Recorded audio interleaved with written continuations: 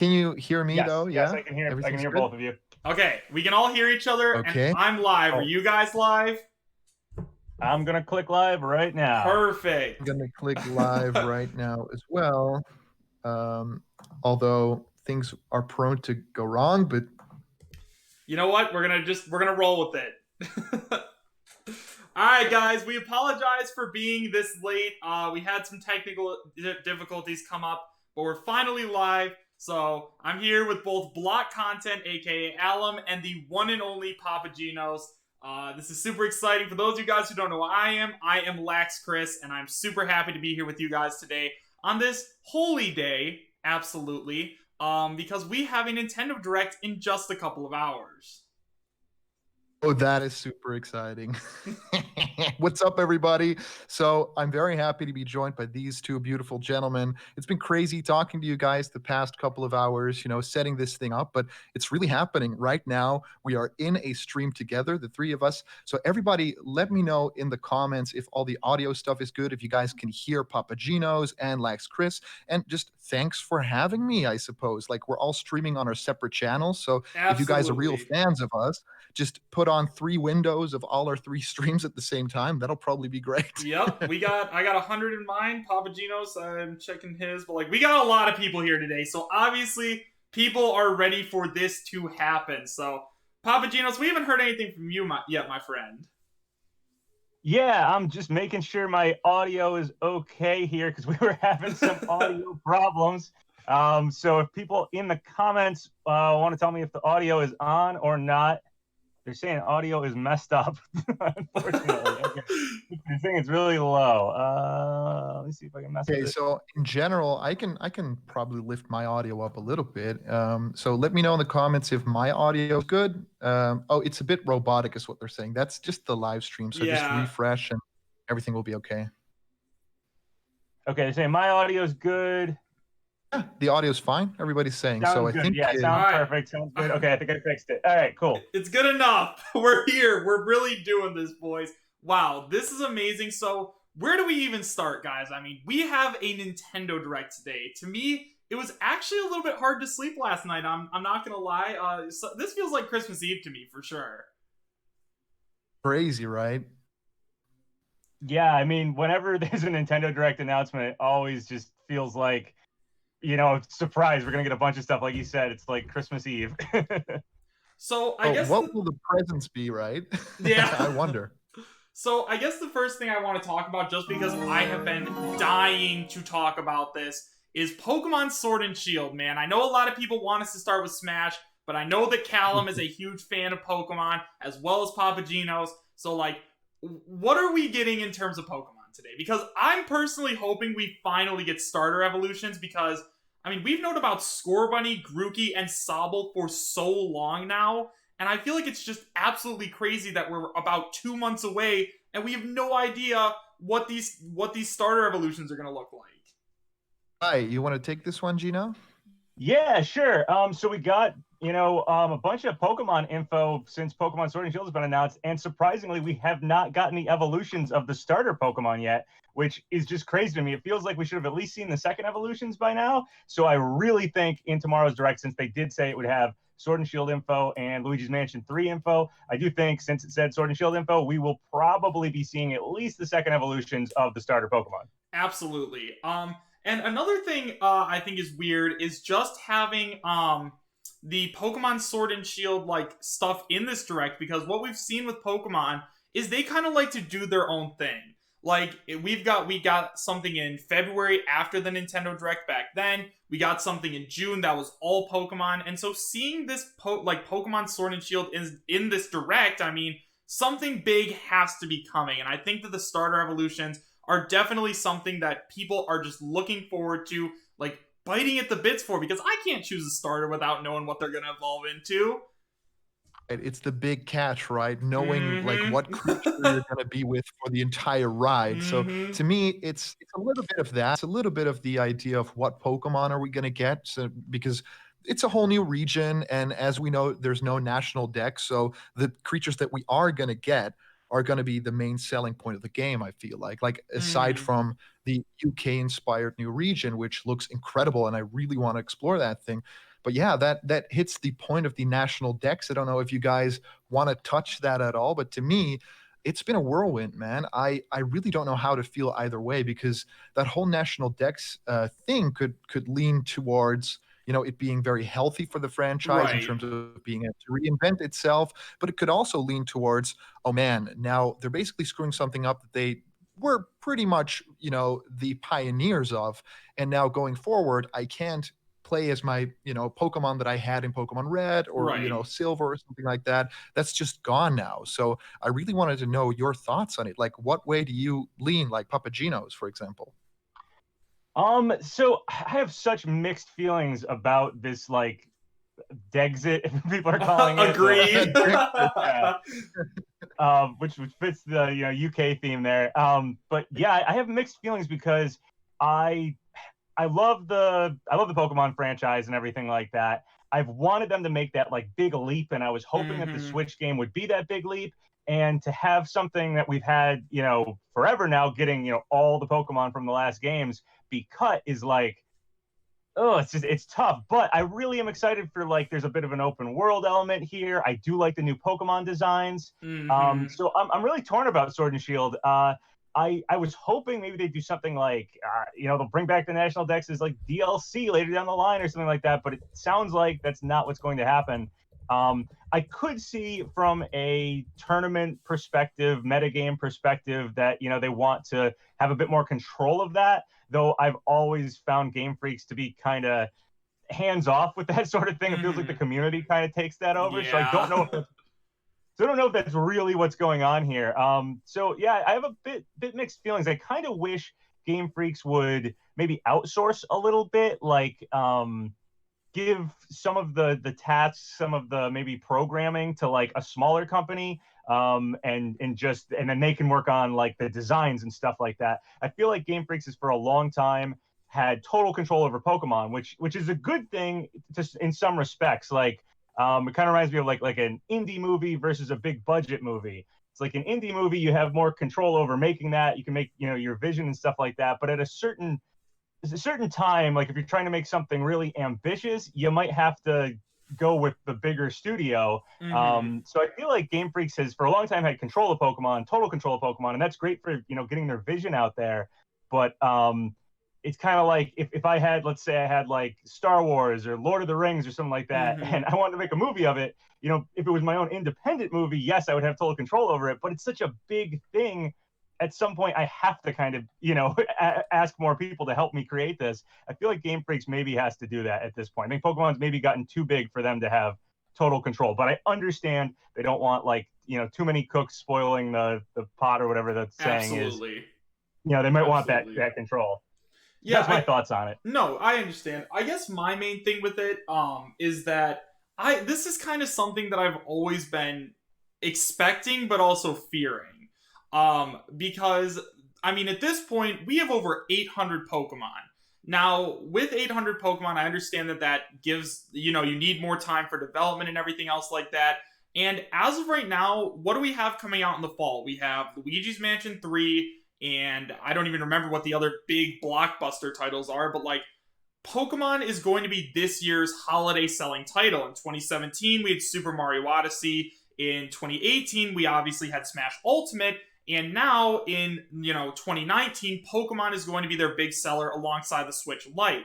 Now, I think that Game Freak is really being put on a time crunch because of Nintendo and wanting to get this out there, because obviously Nintendo wants to have some kind of big holiday bundle or some kind of big holiday title, so that way they have something for kids to open up under their Christmas tree. And, like, Pokemon is, like, one of the most profitable franchises of all time, so it definitely makes sense. But since it is so profitable, I definitely agree with you, Papa, that they should be putting, like, a little bit more effort into trying to get all of these Pokemon back. And I mean, once again, it's very disappointing.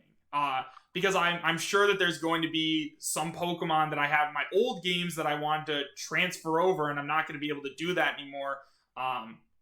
But yeah, Nintendo needs a big holiday title. They're promoting the Switch Lite by making the legendary Pokemon Sword and Shield Switch Lite.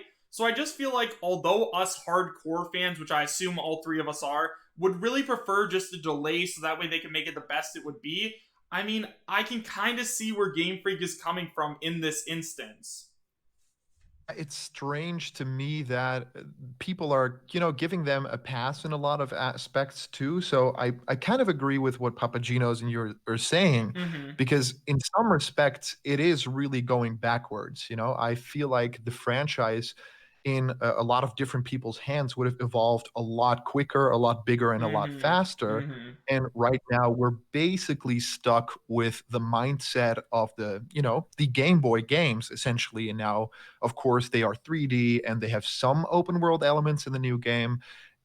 But aside from that, every new game has sort of a gimmick. Either it's the island setting or now the Galarian Pokemon and the Dynamaxing stuff. But I don't think that a gimmick is enough to sell a game of this magnitude. I mean, Mm-hmm. Pokemon is the biggest franchise in like gaming history, like in terms of how much money it accumulates. And now with the big feature film, and of course, Papagenos just mentioned, the idea of, feature films and the rights for different things and having different artists contribute to an IP. And that I feel completely justified the Pokemon movie, the Detective Pikachu film, because that was incredible. It took some liberty with some character designs and voices, and it was this whole incredible world, and it didn't, lend too much from the game Detective Pikachu. And I feel like we are getting sort of a boxed version of this thing that we know as Pokemon. And I think they're pretty scared to give some creative control away, because it's this thing where, and I feel like games like Legend of Zelda, Breath of the Wild, and Mario have done this really well the past couple of years, is giving the fans exactly what they want. And I Mm-hmm. think some companies are really scared that if you give the fans all they want, that'll be the definitive game and they don't really want to play anything else. But I don't think that that's the case at all. I mean, look like at Smash Brothers Ultimate. It's the Mm-hmm. ultimate thing where it's like everyone is here, and I could see as a game director Sakurai being, oh wow, I just did the everyone is here thing, where am I going to go next? But he doesn't really let that cloud his vision or cloud his creative efforts in the game. And that I feel is the mark of a true artist. It's like saying, I'm going to do the best thing that I can do at this moment in my life, because it could be the last thing, but also people deserve the best thing. Right. And that attitude, and I don't know if it comes from higher up within Nintendo or if it's just a Game Freak kind of thing. And I do think that in terms of legal rights, they struck a deal very early on, and I think that Game Freak is very happy that they struck that deal, because they get Mm-hmm. to make these games and they don't get to test out with different people and stuff like that. That just happens on the mobile side of things. So I agree with you guys. I would really love to see. Of course, we all know these concept images that fans make of these open world Pokemon games. So you'll see like a trainer on a Lapras in a big open ocean, and there's a big Gyarados in the background, and Oh. you Mm-hmm.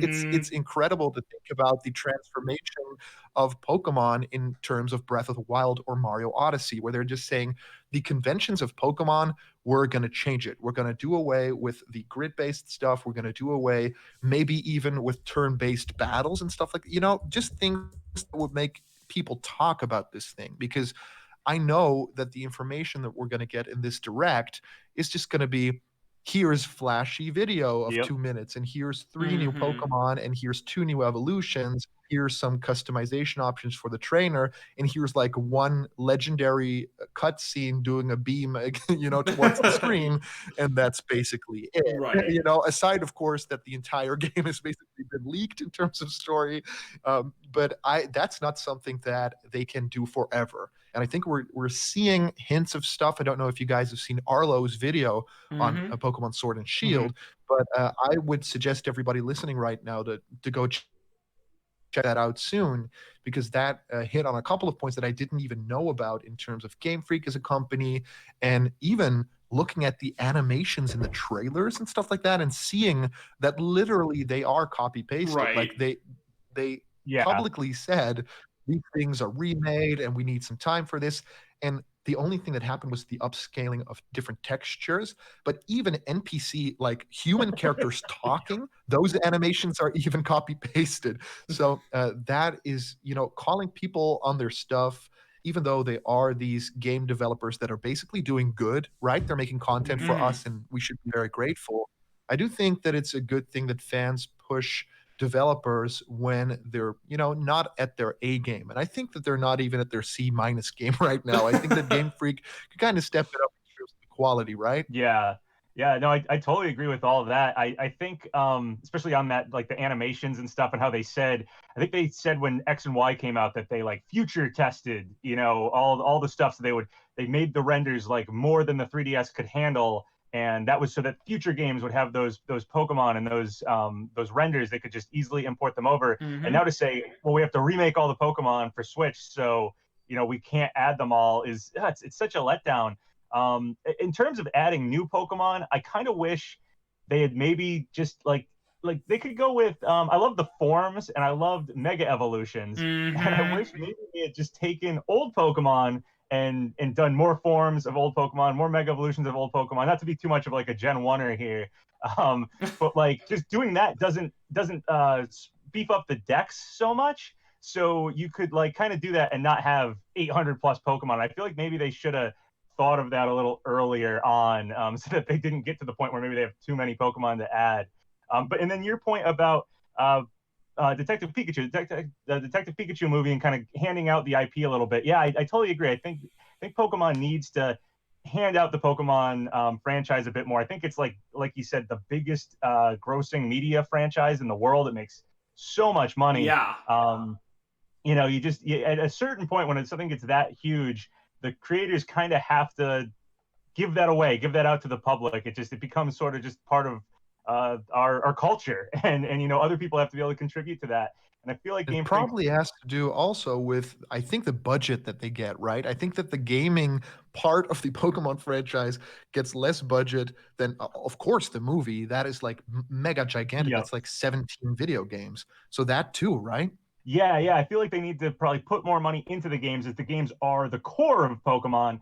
And like you were saying about like an open world Pokemon game, the sort of thing everybody has wanted forever. I feel like that needs to happen eventually, and they probably need to cast off the idea that the Game Boy game from 1996 or whatever it was. That formula was great, but why don't you think of the concept for Pokemon, the idea of being a trainer, going out in the world and catching Pokemon, and act like it doesn't have 20 plus years behind it of building up these games. And just if you just had that idea and you wanted to make a game with today's technology, I do not think the Pokemon games would play the way the Pokemon games do. We'd get something closer to like Breath of the Wild if you just had that concept, like for like what the anime looks like and stuff like that, what the world is like. You would probably design the game differently. So I really feel like they need to cast off the the stuff that we've just been bogged down with over years and years, which was great at the time, and just totally revamp, start from scratch with just the idea and see what game that would create. Right, Absolutely. and I they agree do that with 100%. the mobile games. Yeah, absolutely. I think they do that with the mobile games to a good extent, right? I think that Pokemon Go for mobile, that was that Yes, transformation for me, yes, right? If they could have done something like that for consoles, and they tried doing Let's Go Pikachu and Let's Go Eevee, and in some respects that was really cool because we had Pokemon that we could ride or that could take with us. So that evolved things, no pun intended, that evolved things in a pretty big way. And in other ways, it pretty much was a big letdown to a lot of people because the Hmm. first Pokemon game on consoles was basically still this grid-based remake. And now with Sword and Shield, I agree what you're saying. The evolution of the franchise has been stagnating so much. And if you think about franchises within Nintendo's history, even Zelda is, massively transforming throughout the ages. Just looking at Ocarina of Time right. and then Wind Hmm. Waker and then stuff like Skyward Sword, even though people don't generally love that one, that did a whole lot of good too. And then, of course, Metroid, think of going 3D with that stuff, going first person shooter. And if you could just think about Pokemon in terms of, okay, clean slate. Let's not think about what generation. Let's not think about making new Pokemon. Let's think about story and gameplay Right. first, those two big elements. And then, just as you said, PapaGenos, I think that it will be a completely different math formula, right? I think that it will be, oh, wait, so it doesn't really work to have it in third person or or top down or whatever. Like that'll come with some big Right, yeah, just revelations. the gameplay of Pokemon, if you just think of the concept of Pokemon, I don't think the gameplay that we have is what you would do if that concept was thought up today. It made sense for the Game Boy, but at this point, I feel like we're just holding on to a lot of things from the Game Boy just because we've Mm-hmm. just been adding a little bit here, a little bit there, a little bit here as we've gone forward. And I think they need to just kind of toss it all out and start from scratch with just the concept and see what we get. And I think it would be a much better game. I mean, you could even look at the anime and see how different that is. I Right. mean, you take a look at like Ash Battle. I mean, do you guys remember one of my favorite episodes of the Pokemon Indigo League anime was when Lieutenant Surge and Ash faced off, and Ash did all of these crazy moves with his Pikachu and ended up winning, like standing on his tail and stuff. And I know that might be a little difficult to like get in, but like I think it'd be cool if we could do some kind of like dodging mechanic and everything else like that. But I definitely agree with the with that they want to stick to what they know because that's what's honestly made them so much money over these years. The games are very similar in a lot of ways. I mean, you the same battle mechanics, same everything else. But I definitely think that switching to the open world formula and just changing it is going to make a lot of more people interested in it because once again, who wants to play the same game over and over? And yes, I understand that they're different games instead of in terms of story and stuff like that. But at the end of the day, you're still walking around, you're still battling people, you're still catching Pokemon, and introducing stuff, PapaGenos, like you said, like Mega Evolutions, awesome. Would have loved to see more of them. But one of the reasons I don't think they're doing that is because how could they justify it being Generation 8 if they only included a couple brand new Pokemon, right? I guess that's kind of the way I'm seeing. So let's say we go in and we just get the Pokemon announced so far, the starters, Drulagon, like all of those. Like, could you really justify a new like call it a new generation without a new form of Pokemon and characters and everything else like that? I guess that's kind of just where I'm sitting. Oh, and another thing I wanted to bring up was I don't know if you guys have heard about this, but the anime is apparently going to be focusing on all of the different regions. So on September 29th, for those of you guys who don't know, the Pokemon Company actually made an announcement that there was going to be something to do with like all of the different generations and all the different regions in it.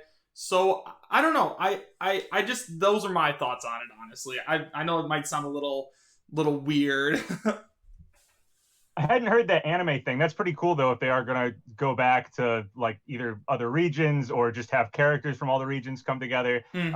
I haven't kept up with the anime in a long, long time, but I love the old stuff. I'll occasionally go and watch an old episode of Pokemon for Absolutely. nostalgia. So yeah, it's cool if they're bringing everything back. I know.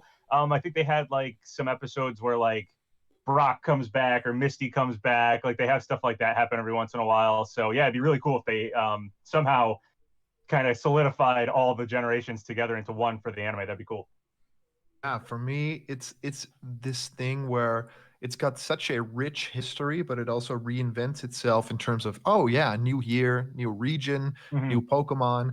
So it's difficult to think about that fact, right? Do you celebrate everything that came before, or do you completely, rewrite history basically and say, Mm-hmm. well, this is a different planet, and this is basically Pokemon number one, and you do a whole reboot?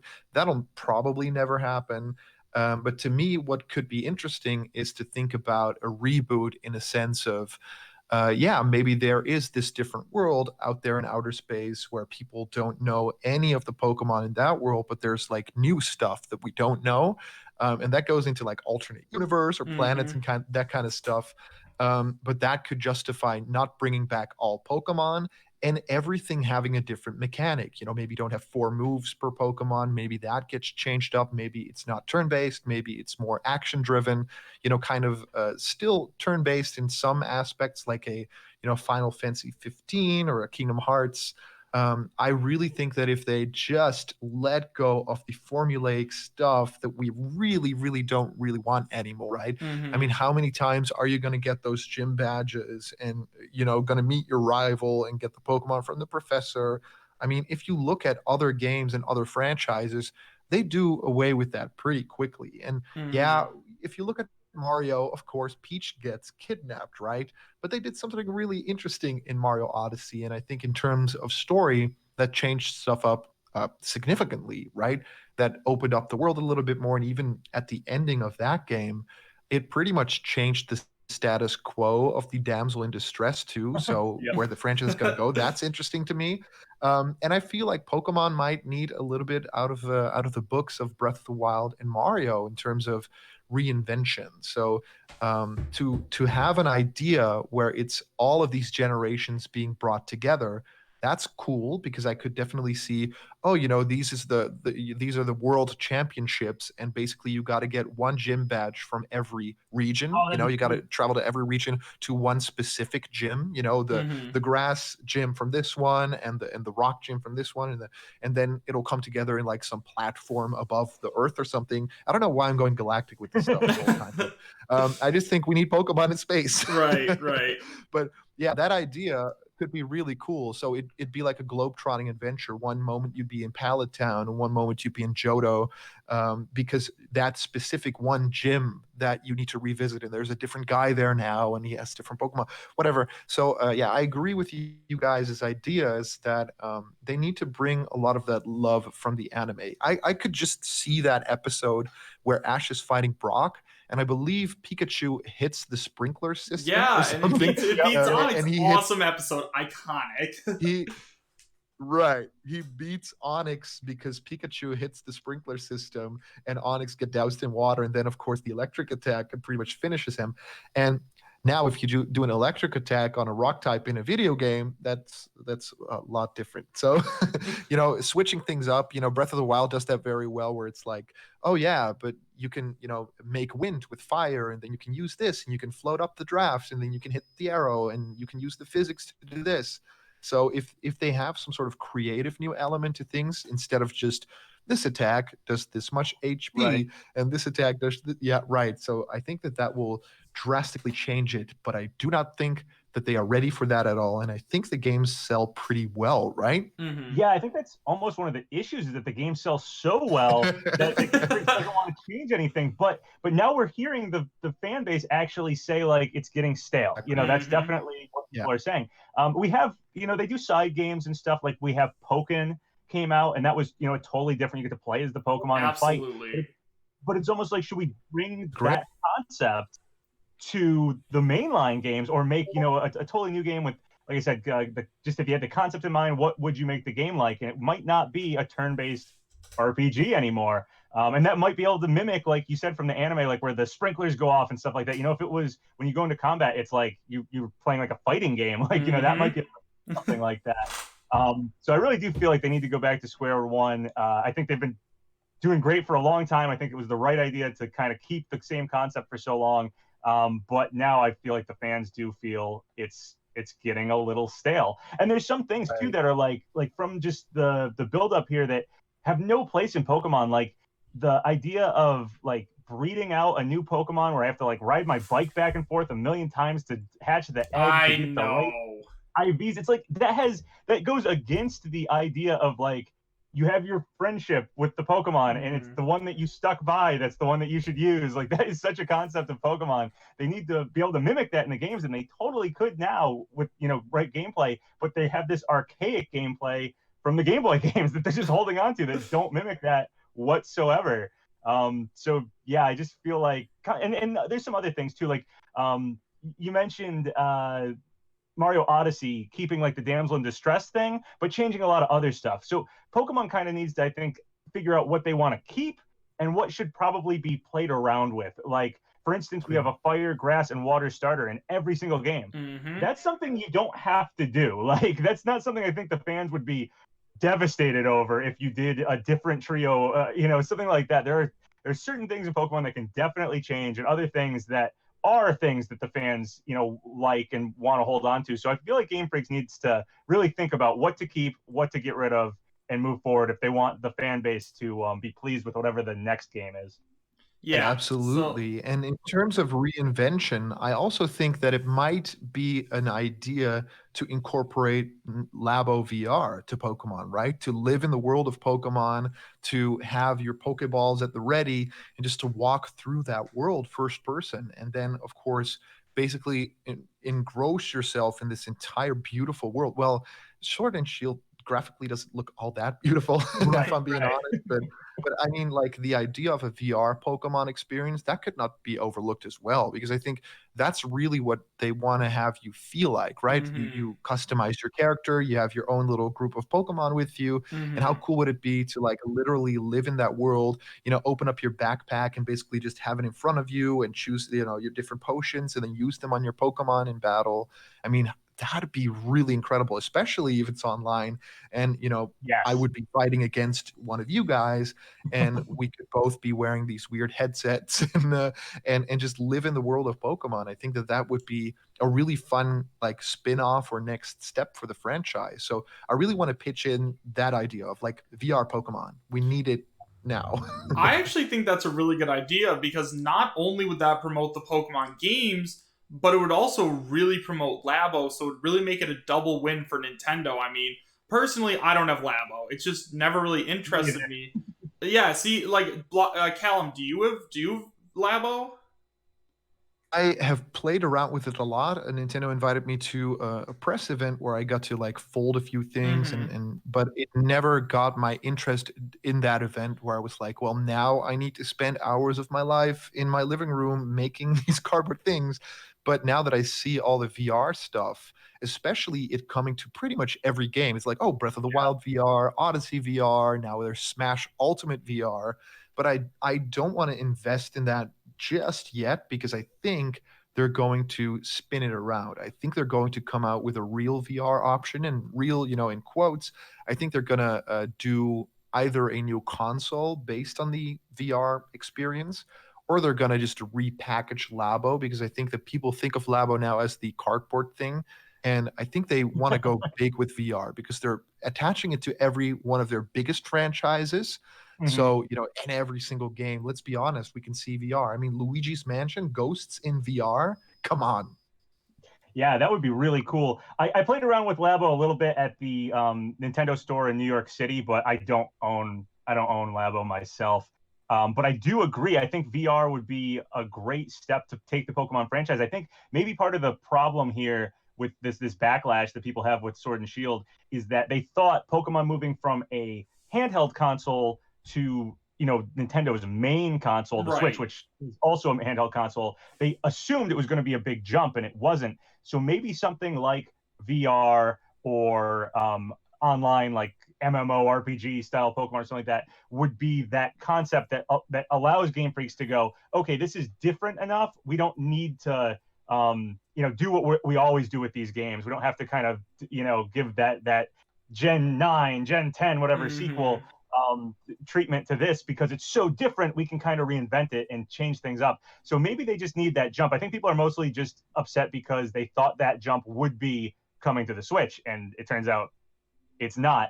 In terms of VR itself moving like Nintendo's franchises forward, this is the way I look at it. I remember back in the early mid 90s when some game systems were coming out that were like talking all about their graphics or they were going to be 3D graphics or something like that. There was like the Jaguar and the Sega Saturn and stuff like that. And these were like, oh man, are we moving to 3D yet? Are we moving to 3D yet? And I Mm-hmm. remember waiting it out. And the first 3D, 3D in terms of like polygonal graphics system I got was the N64, and I had waited it out until it got there. Yep.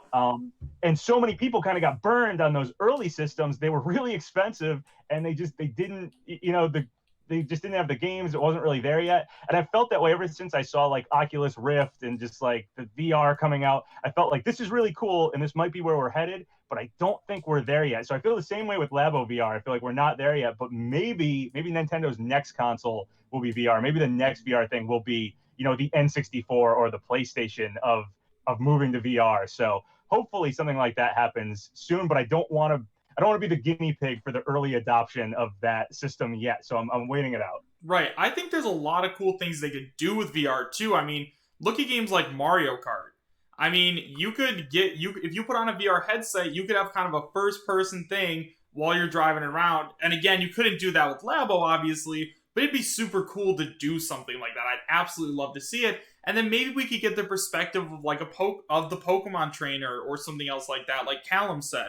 I think there's a lot of really cool stuff they could do with VR, but at the same time, I mean, like it's Nintendo. Right now we have Labo, and they're kind of giving us, it seems like, tastes of VR. Like in Yes. Odyssey, I'm pretty sure there's like, it's only a small section, right, where you can have like actual VR games. And in Breath of the Wild, you just kind of get to like play in VR, and that's really cool. Like, it's just not something that really interests me, because it's just something that hasn't pushed me. Like, I'm not gonna buy a Labo VR headset to play extra mini game in Mario Odyssey, or to play, you know what I mean? Like, I'm not gonna do that because that just doesn't appeal to me. It's not worth it. Like, it's cool, but I feel like if I have a friend who is Labo, why not just borrow his and play it like that? I don't need to own my own quite yet, because Nintendo's not there with their virtual reality. Yeah, they haven't like gone all in yet on VR, even though, like you said, Block Content, where they're putting it in each of their major franchises. So I do feel like they're testing the water, and that might be the direction they're heading in. But I just don't want to do it at this point. So that's where I'm at with it. Agreed. Right. Agreed. Yep. Same here. Cool. Well, all right. Well, I think we've been talking about Pokemon for like 40 minutes. So I'm going to ask each of you guys this question, and I think we should move on. We should definitely do more Pokemon discussions later. All right. Sure. If you can choose any Pokemon for a Galarian form, what would it be? Any Pokemon. It can be legendary, starters, anything.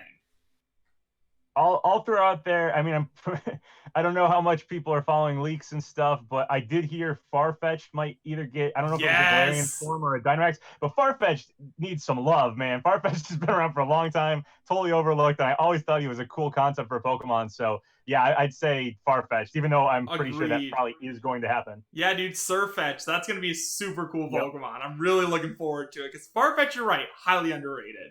All right, Callum, what about you? What are you thinking? Okay, that's interesting. To me, let's do Lickitung, but Lickitung having a Galarian form where it basically only sips things instead of licks things, so it sips tea or something like that. Okay. You know, that'd be really cool. All right, that's pretty awesome. I love it. Dude, if you're going UK, you should definitely do that. Like, give it a monocle too. Dude, yeah, monocle and a top hat while they're in the UK. That would be amazing. Everybody in the live chat of either PapaGenos or LaxChris or Blocked Content, let me know in the comments if anyone's going to draw that fan art. Beautiful. It's Lickitung, but it's blue Lickitung, but it doesn't have the tongue out, but it like sips a lot of things, so it's kind of like curvy, but it has a giant like tea, and it just drinks tea, and it has a monocle, and it does not have a top hat, because I think Weezing's got the top hat privileges. So if anyone's going to draw that, we will feature it on our channels. We will do that. Well, mine's a little bit different, because honestly... Well, hold on. I've got a name. It'll be called Sippy Tongue. Sippy Tongue. Yes. I love the idea that the Lickitung is so boorish, just has his tongue like hanging out all the time, and that the Galarian form would be like super proper. He'd be very proper. Boy, you know, dude, he'd be like looking at the normal Lickitung like, oh, you barbarian. I guess mine, honestly, I would have to say, and I know this is gonna sound weird, but I would love to see a Galarian form of Pikachu. And the reason I say that is because we've had tons of Pikachu clones, right? We've had Morpeko is the most recent one, Togedemaru. We've had all these other different Galarian forms, but Pikachu has stayed the same for over 20 years. I kind of just want to see a different kind of Pikachu, and we have a Alolan Raichu, but no Alolan Pikachu. I understand that Pikachu is like the face of the company, but it would be absolutely awesome to see like Pikachu kind of reinvented. I don't know, that might be a little weird, but I'm cool with that. I think that seeing just a reinvented, like if we're talking about reinventing the Pokemon franchise, why not try and reinvent their mascot a little bit? Yeah. I mean, we're talking about how Pokemon's gotten stale, so Pikachu seems like the face of the franchise. So you do something different with that, then yeah, there's some very base reinvention. Crazy. We should maybe do a Pikachu, like an ice form Pikachu, or an ice and thunder. Ice and dragon. And it'll be a Pikachu that like sneezes the entire time. So it's like Pikachu, and then it just basically sneezes thunder and ice or something like that, because it has a cold. I don't know. Something in there is an idea. I like it. I absolutely love it. But my chat is saying that we need to talk about something else. So yeah, let's move off of Pokemon. So we have this Nintendo Direct coming up. Obviously, we know Pokemon's going to be in it. The other game we know for sure that's going to be in it, though I don't have as much to say about this one as Me I did for neither. Pokemon, is Luigi's Mansion 3. So what do you guys think we're going to see there?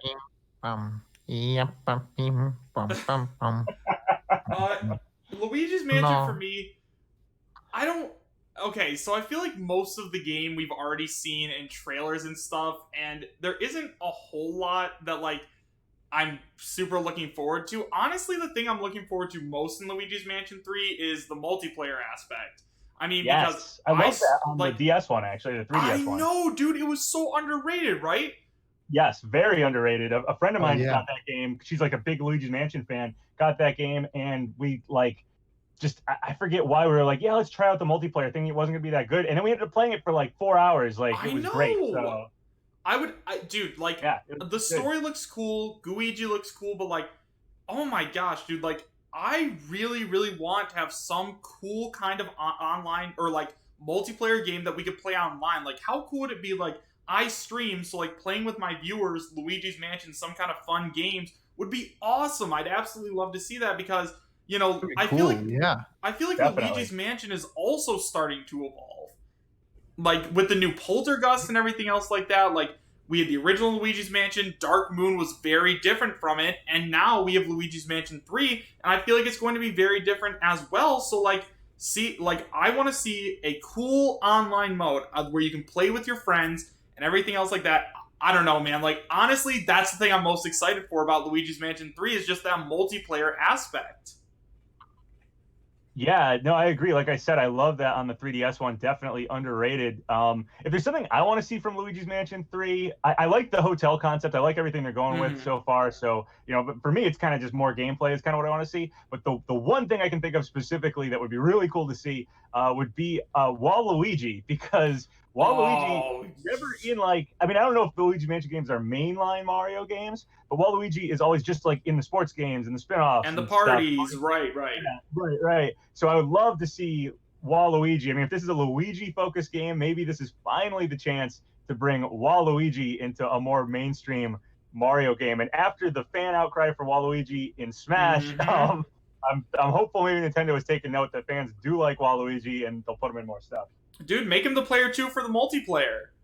Give him a Poltergust. Like he'd be perfect. And plus, if there's like a versus multiplayer game, how great would it be to do Luigi versus his rival instead of just a red-colored Luigi? Somehow, like maybe he owns the hotel or something. Like he's the secret bad guy or something. Like something like that would just be great. I'd love to. Dude, that'd be amazing. Crazy Waluigi theory. Like everyone wants him to appear, but Waluigi is actually the ghost in like the final floor, so he died somewhere in the story. Like he finally appears in the game, and he's like, wah, wah, like moving through walls and everything. So like we finally get Waluigi in like a more mainstream Mario game, and Nintendo kills him off. Dead. Yeah. Dude, that would be amazing. That'd be cool. Yeah. In terms of like Luigi's Mansion 3, pretty hyped about that game. I got to be honest. Like I loved the first game in the series. I think that was like this very rare gem because, of course, the GameCube and the GameCube games had these rough edges, had these kind of weird, out there, outlandish ideas. If you look at Smash Brothers Melee, that's a prime example. Like, look at how Yoshi looks in that game, or DK. Yep. Look at Bowser, or look at games like Mario Sunshine and the weird world and the strange enemies. And Luigi's Mansion to me was like that too, with all the portrait ghosts and the darker tone. Like really, that game was dark. Like some corridors, literally you could see, but like in terms of tone, also, I thought it was very dark and interesting for a Nintendo game to do that. Might have been, I was pretty young too playing that game. It was my first GameCube game. I think I got it at launch, if that's possible. Yeah, it was but oh, that's awesome. But the idea of this new game lending a little bit from that original one, you can see it in the color palette, you can see it in Luigi's emotions and animations, but also the Dark Moon game, which I played and I actually liked a lot, but of course it was a little bit mission driven, right? Like it wasn't, it was like, these different missions, these goalposts that you had to get through, and it wasn't this big hub kind of thing. And I feel like they're doing a mix of both, right, in this new game. And what I like about that fact is that they know that there's one audience that wants this thing, there's one part of the audience that wants that thing, and they basically bring it together to form this beautiful whole. And just to call it Luigi's Mansion 3 and not some kind of subtitle makes me very excited for the fact that it will be really proper, that it will be full of content. We already know about some great like multiplayer stuff, and I really believe that a lot of people are actually going to be playing that, especially with the Luigi stuff. You'll have like 8 or like 16 Luigis on screen, but also the fact that, of course, you have this big story now, and we don't know what happens with Peach and Mario and Toad. And to me, it's time to show people the charm of Luigi, the world of Luigi, and why he can, carry this franchise all of his own. And to me, Luigi is a character that is severely misunderstood by Nintendo. I think that he's not just a scaredy cat all the time. I think that Luigi is full on heroic. Because of course he faces these things that Mario never even faces. Mario goes to ghost houses and stuff like that, but it's platforming stuff. Luigi actually goes in the nitty gritty of stuff, and he's in horror kind of stuff. So he's like the unsung hero. Like Snake would probably make fun of him. As he does in Smash Bros. He's like, oh, it's he looks so pale, Snake.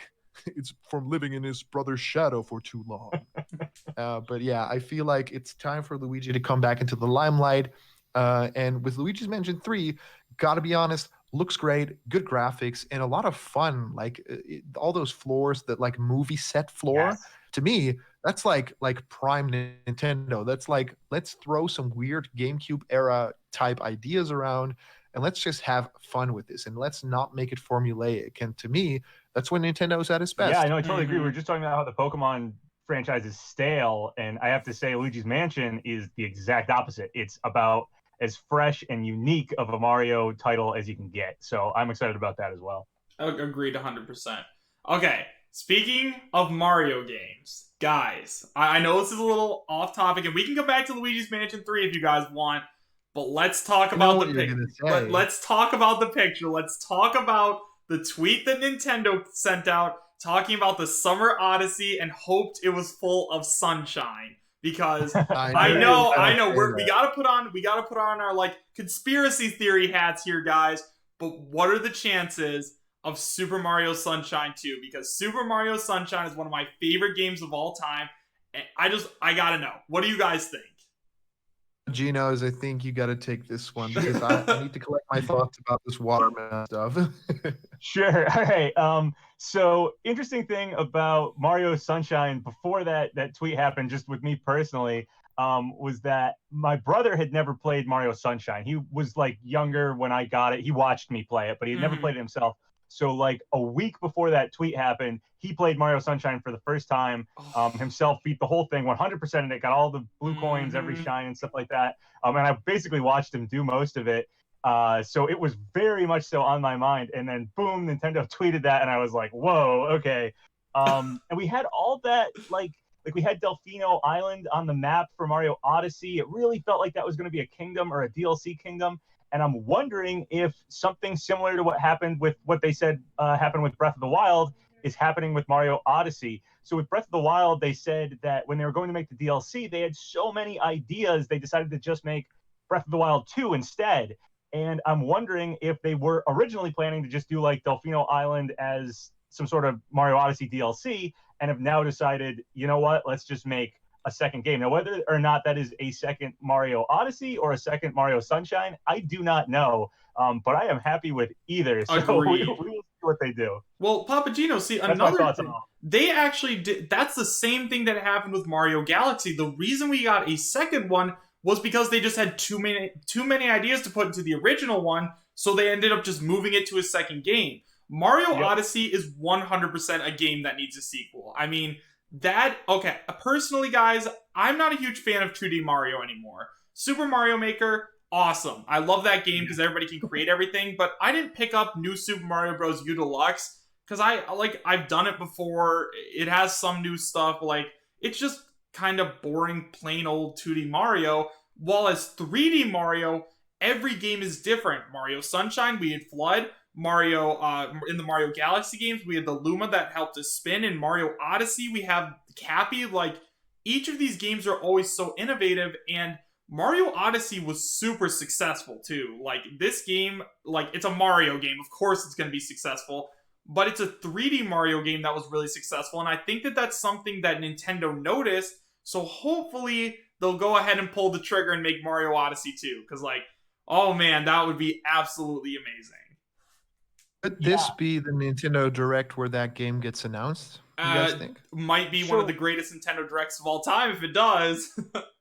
So here's the thing about this Nintendo Direct. They said it's going to focus on 2019 Switch games. Right. They could still announce something like Mario Odyssey 2 or Mario Sunshine 2, whatever it's going to be. I think either way it would do something with Mario Sunshine because they kind of teased that in the first Mario Odyssey, right. and that tweet definitely teased that.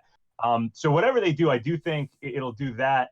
But I don't know if they'll show too much of it because I was thinking about other games that might get shown off, like maybe we'll see some from Metroid or even Animal Crossing, but those don't come out in 2019. So maybe only a little bit of that stuff. I don't think we'll get too much of a focus, but they could still announce it. And then Chris, on your point about the like 2D Marios, I do feel like Mario Maker is like the pinnacle, and they should probably only be making like just more Mario Maker stuff from now on, because I feel like the 2D games did kind of get stale, kind of reached their zenith, reached the peak. That's just the best they can be. But the 3D Mario games, yeah, they're always very innovative, and I'm happy to see what they do with the next one of those.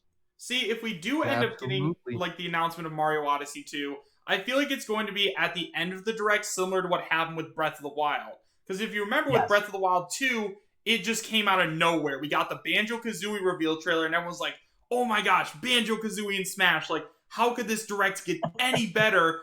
And then they dropped the bomb of Breath of the Wild 2 on us, and we don't even have, like, a release window for that, I don't think. Did it say 2020? I don't remember.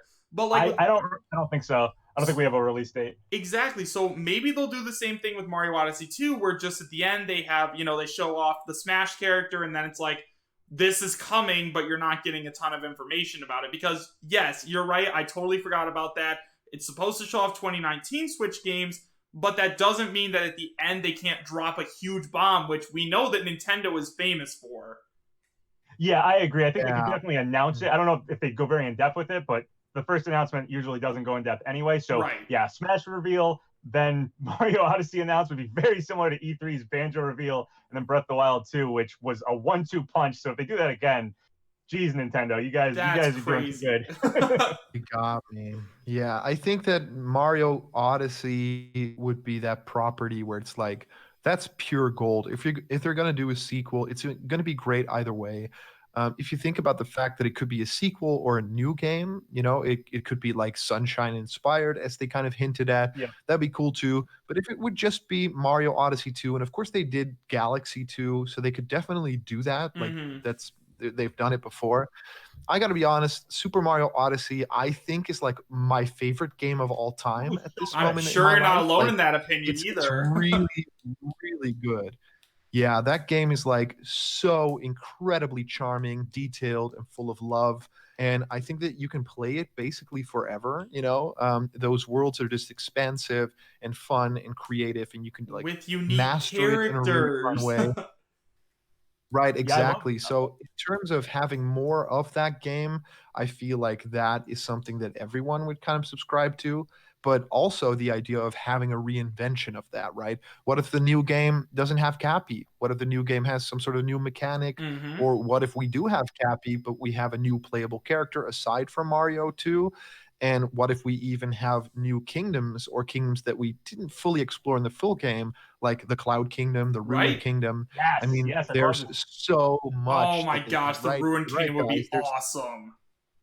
My dudes, there's so much that they can do with a second Mario Odyssey game. But I could definitely see Nintendo not doing Odyssey 2, just because that game was so special, and it was such a hit.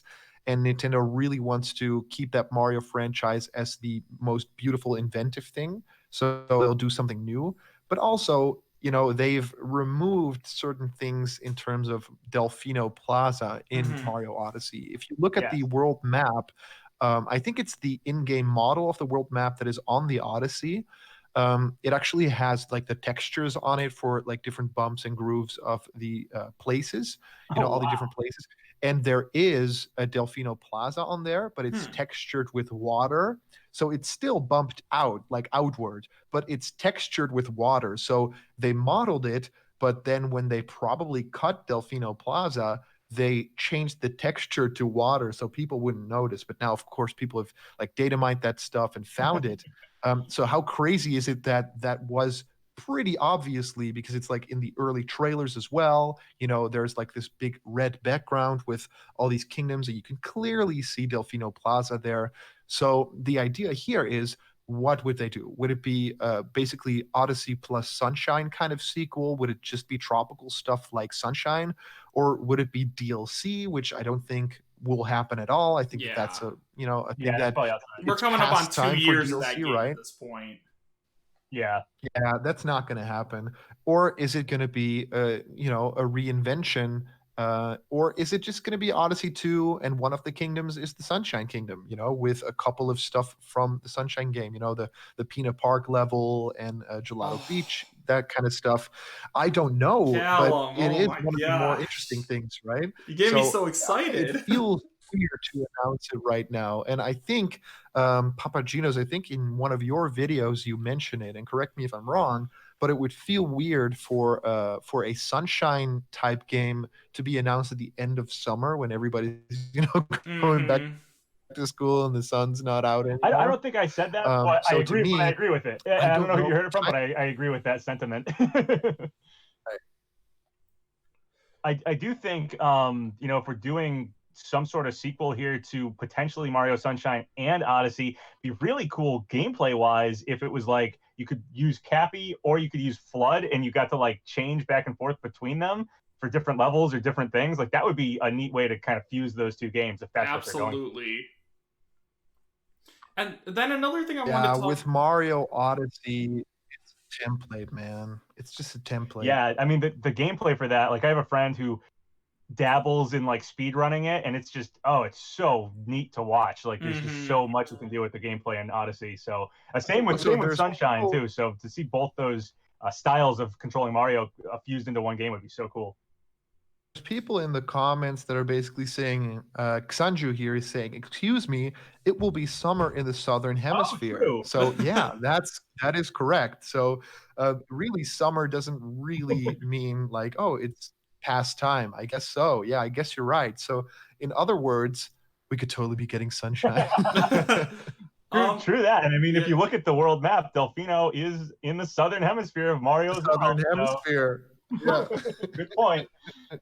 All right, another thing It's that I smart. wanted to touch on briefly is one of the things that Nintendo has been changing, especially with 3D Mario, is like in 2D Mario, you really don't have those interesting characters, which I think is a big part of the Mario universe now. Like in the 2D Mario's, you got the Toads, you steal Princess Peach, but in like Mario Odyssey, for example, like one of the best parts about that game is going to different worlds and talking to the different inhabitants and learning about them and like being able to figure out who these characters are, which is, if you guys couldn't tell, I'm leading into another subject which I'm very hopeful for. But I think that adding in islands like Isle Delfino would be absolutely amazing. Like being able to interact with Piantas again and do cool stuff like that would be absolutely awesome. And maybe they could do it for other Mario Odyssey or other Mario 3D games as well. Like maybe they could do something for Mario Galaxy where you run into Rosalina or some of the Lumas, or they could do something again with Mario 64 where this time you could go into paintings. Like maybe you could go to Bomb on Battlefield instead of just like that little Easter egg at the end where you end up in the Mario 64 world. But I definitely think that it'd be really, really cool if we were able to kind of explore and celebrate all of Mario's history in one of Mario's biggest games. Oh, dude. So think of this, right? Super Mario Generations. Ooh. What about that, right? That would, The dude, that'd idea be of amazing. Mario returning. Yeah, that'd be really cool. So the idea of Mario returning to World 1-1, but it'd be 3D, and then like Super Mario World, like a level from that, like Dinosaur Island, Oh, and then some stuff from Mario 3, and one level from Galaxy, and one level from 64, but all in like the Odyssey style, right? and maybe like some 2D level sections that they have in Odyssey, so that you have that classic versus new Mario. So it's like Sprite Mario's on the box art, but also the like normal Mario. So Mario Generations, that'd be Oh, like Dude, world mind it bending it stuff. also might be that would, cool if you're able to use some of the power-ups from those games. Like in the Sunshine world, you could use Flood. In the yes. Galaxy world, you could use the Spin. In the Mario 64 world, what could you use? The Flying Cap. Like, there's so many different ways that they could LJ. do this. It would be You amazing, could do dude. that Okay, that we're Yeah, weird I long oh jump wow. like No, yahoo, yahoo, yahoo. to do like a big love letter to all of those Mario games building up. I think that's something people have wanted for a long time, like getting Pauline in Mario Odyssey, yeah. or just Mario Maker having like all the different themes from different games. I think Nintendo is finally realizing how much people really love, all the stuff they've built up over the years. So yeah, to get a Mario game where each kingdom is like you said, like Mario 1 is a kingdom, and Mario World, Dinosaur Island, like Yoshi's Island is a kingdom, and one of the kingdoms you go to is like Rosalina's ship, or it's just out in space or something. It's a galaxy one. The Lumas are up there, and you can go to Delfino, and that would just be amazing. Especially like you said, if the gameplay actually changed between them. Wow, yeah, that's the Mario game I want. So thanks for getting my hopes up, guys. Well, let's be honest, guys. This is probably not going to be announced in this direct as much as we want it to be. But who knows? Maybe somebody from Nintendo is listening. It's a long shot, but we want it if you're listening. But speaking of which, there's another thing that I think has the potential of being announced, and that is, since I know now that you both follow Arlo at least a little bit, I'm sure you guys have heard of the hashtag remaster Thousand Year Door. Now, Thousand Year Door is one of my favorite games of all time. Like, it might be right behind Wind Waker as like my second favorite game.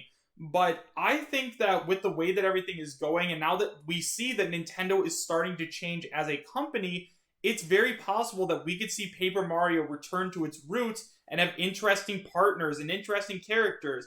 Because honestly, Exactly. Sticker Yeah. Star and Color Splash didn't grab me at all because it was filled with toads. Like I liked learning about, we got a baby Yoshi in the Thousand Year Door. Like, there's just so much cool stuff that they could do with Paper Mario. And I think that now that we have been very, very vocal about wanting to get this back, it's possible that we might be seeing at the very, very least, a remaster of such an iconic game. Exactly. Yeah, Yeah, I and agree. the remaster Thousand Year Door, man. I'm curious what PapaGenos thinks of this.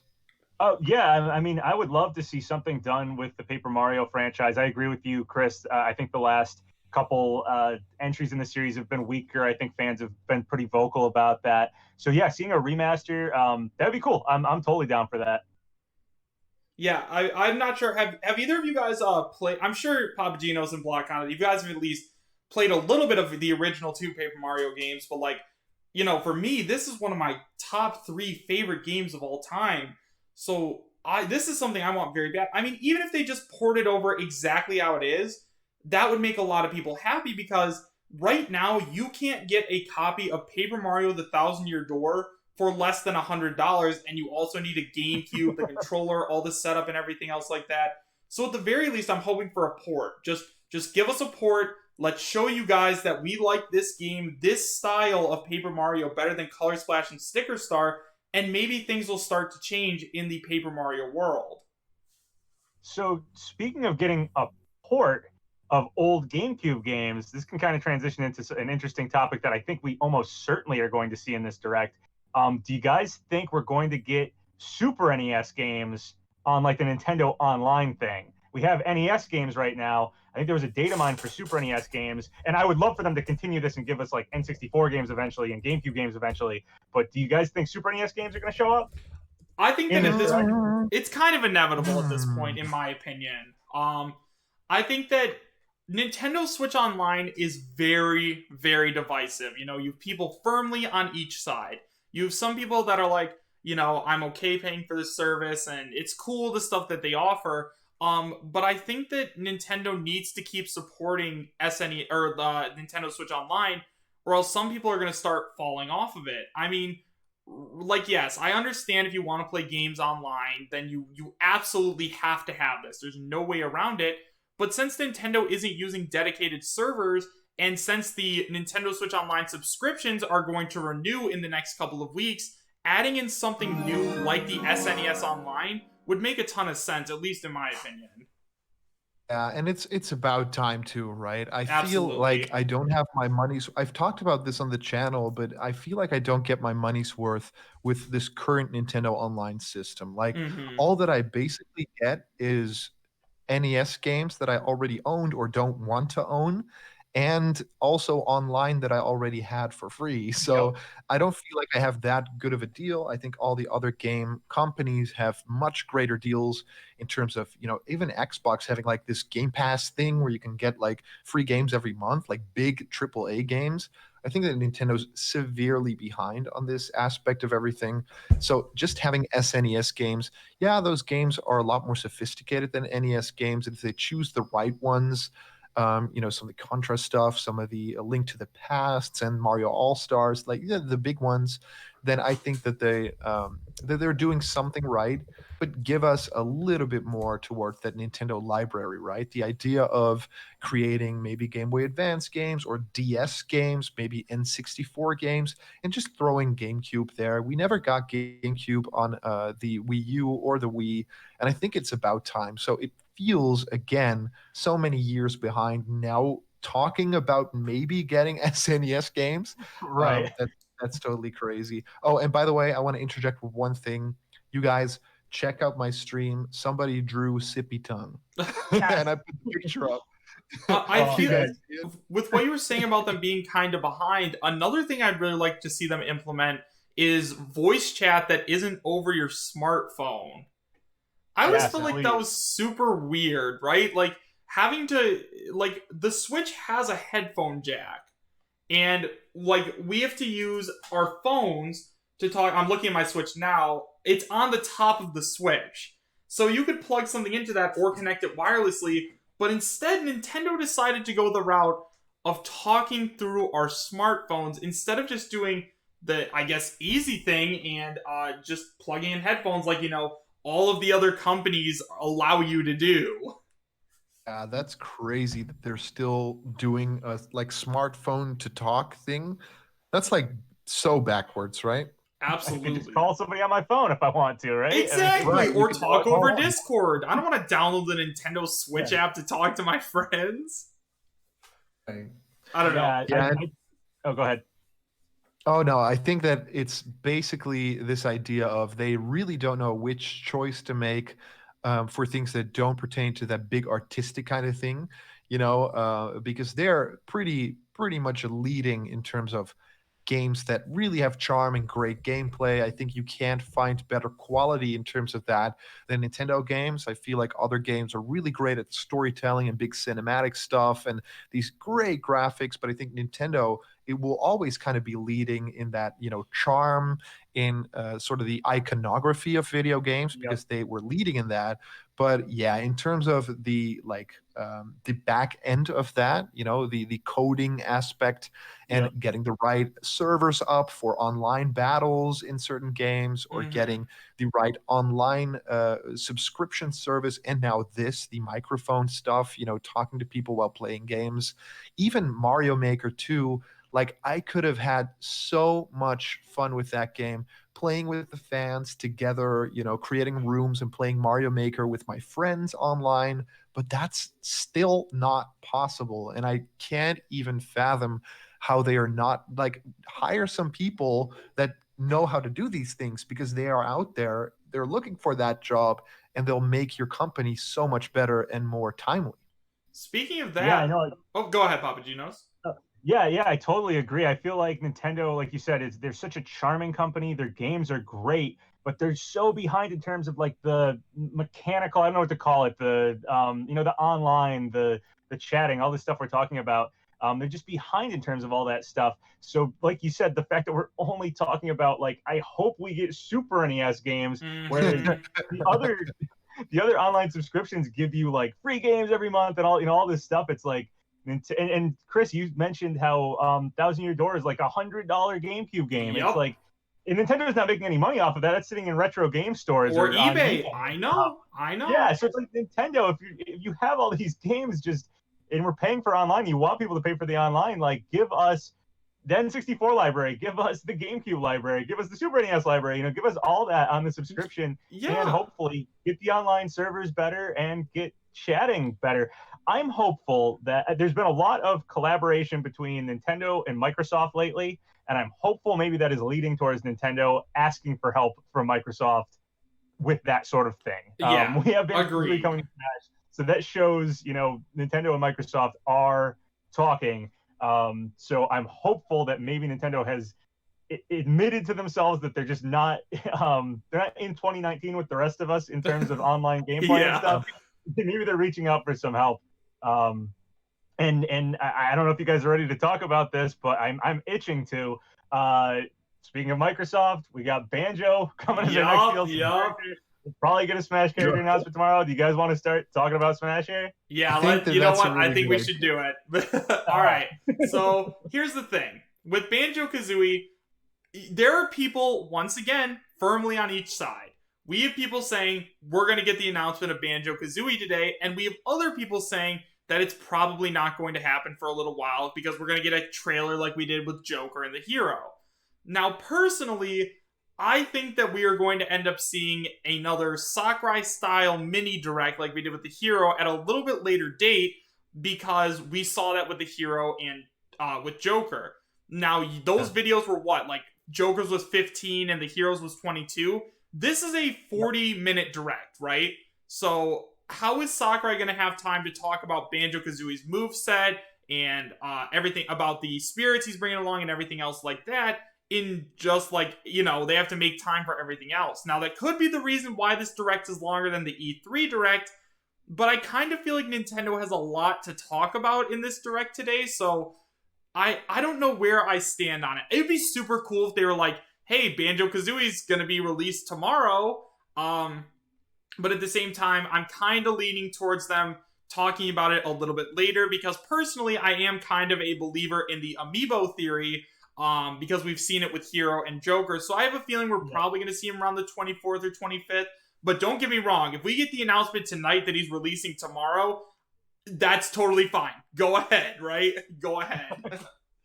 Yeah, I totally agree. So I feel like I've waited long enough to get Banjo back on a Nintendo console. I know. So I want Banjo as soon as possible. Absolutely. But I agree with everything you said. This is a 40-minute long direct, so if Sakurai's going to go over all the stuff that Banjo's coming with, that would be like half the direct. This is a long direct, but is it going to take up that much to talk about Banjo?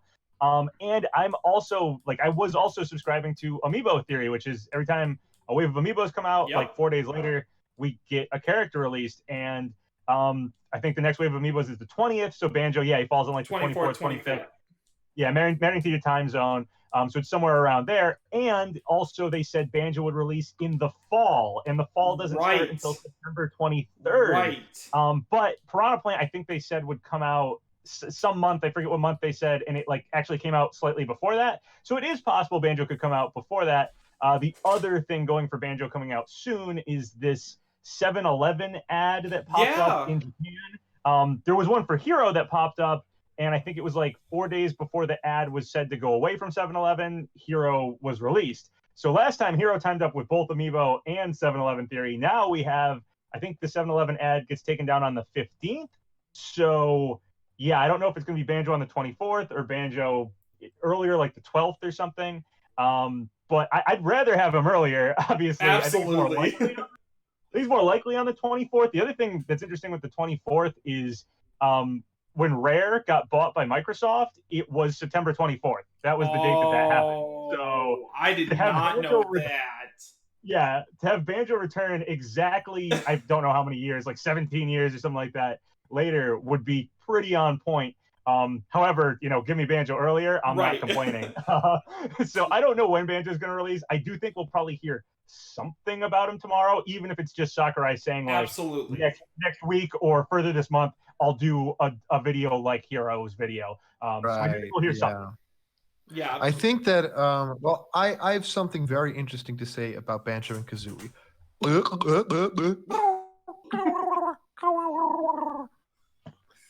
But in all honesty, I really feel like this is going to happen this direct. I feel like this is probably one of the big reasons that we're going to get a direct. I think we're going to get Banjo. I think we're going to get a big move set reveal, and I think we're going to get Banjo the next day or even the day of Oh, the direct. today? I think that Oh my for me, gosh, that'd be like personally, like I insane. don't want to dash any dreams. I'm so sorry if I'm like, destroying dreams if it doesn't happen. But I think that if I just have to theorize about this stuff, and we are the speculation squad, Go for right?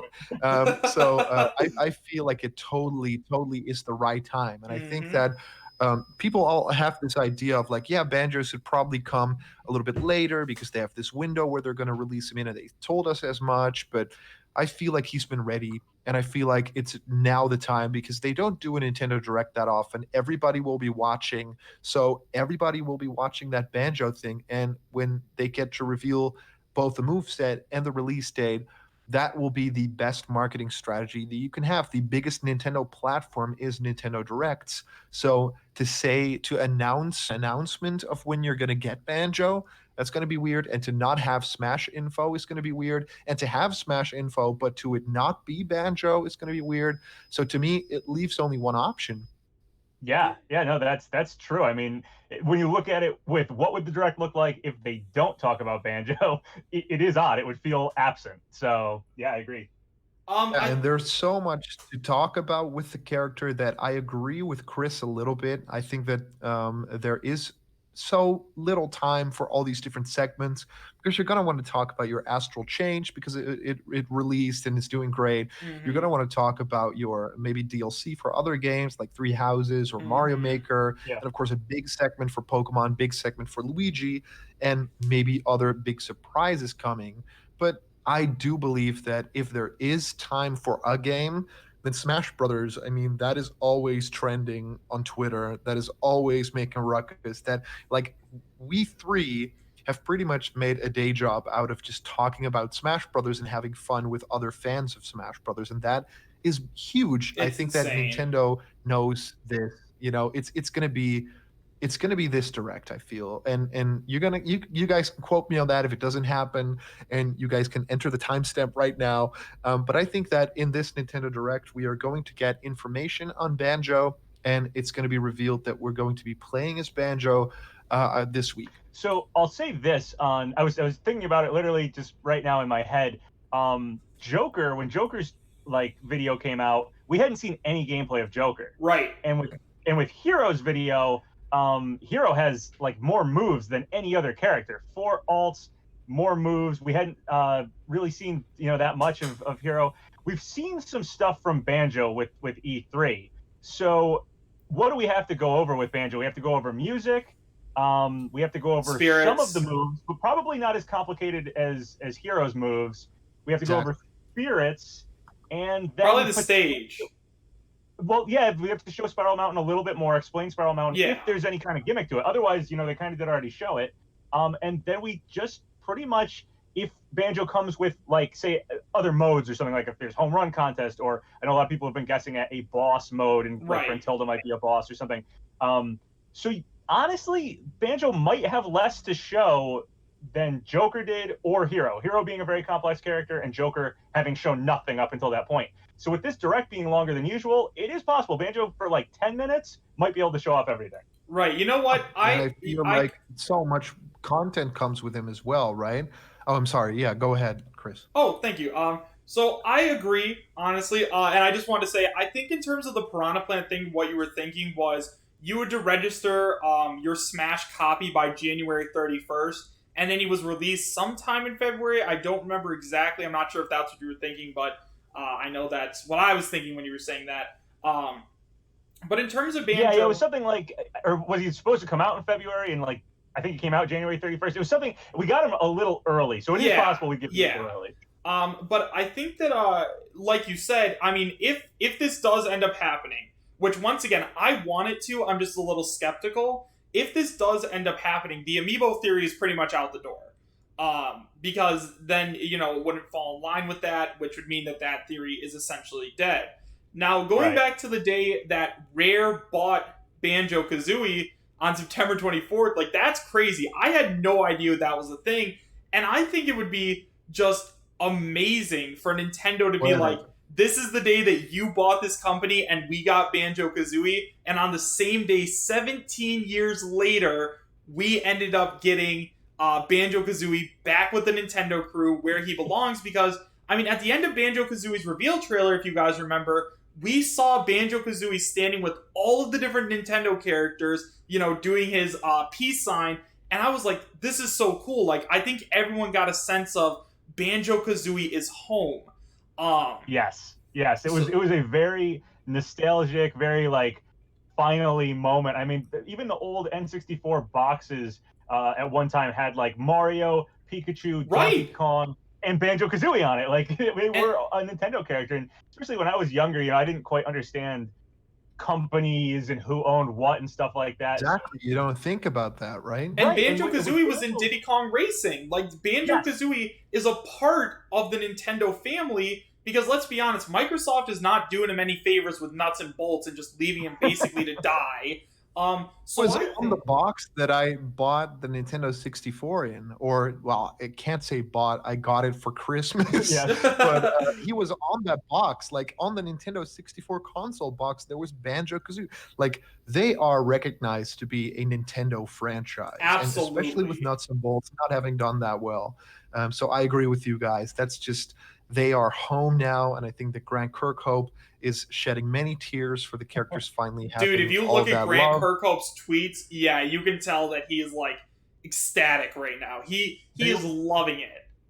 I saw, like, I think his first tweet was like a short video of him going to his computer and like turning on the song and saying like Banjo is home. And yeah. I could feel that was emotional for him. So that was great. Yeah, man. Absolutely. And in terms of music also, man, he's doing such a great job on that track. That, like, musically, how well it's constructed and with all the orchestral elements, bringing back past themes, and also just the tempo of it, and having, like, this was like version 13 that he sent to Nintendo. Wow. Like, they kind of workshopped it together. I think that it really shows. It's a great evolution also for the character.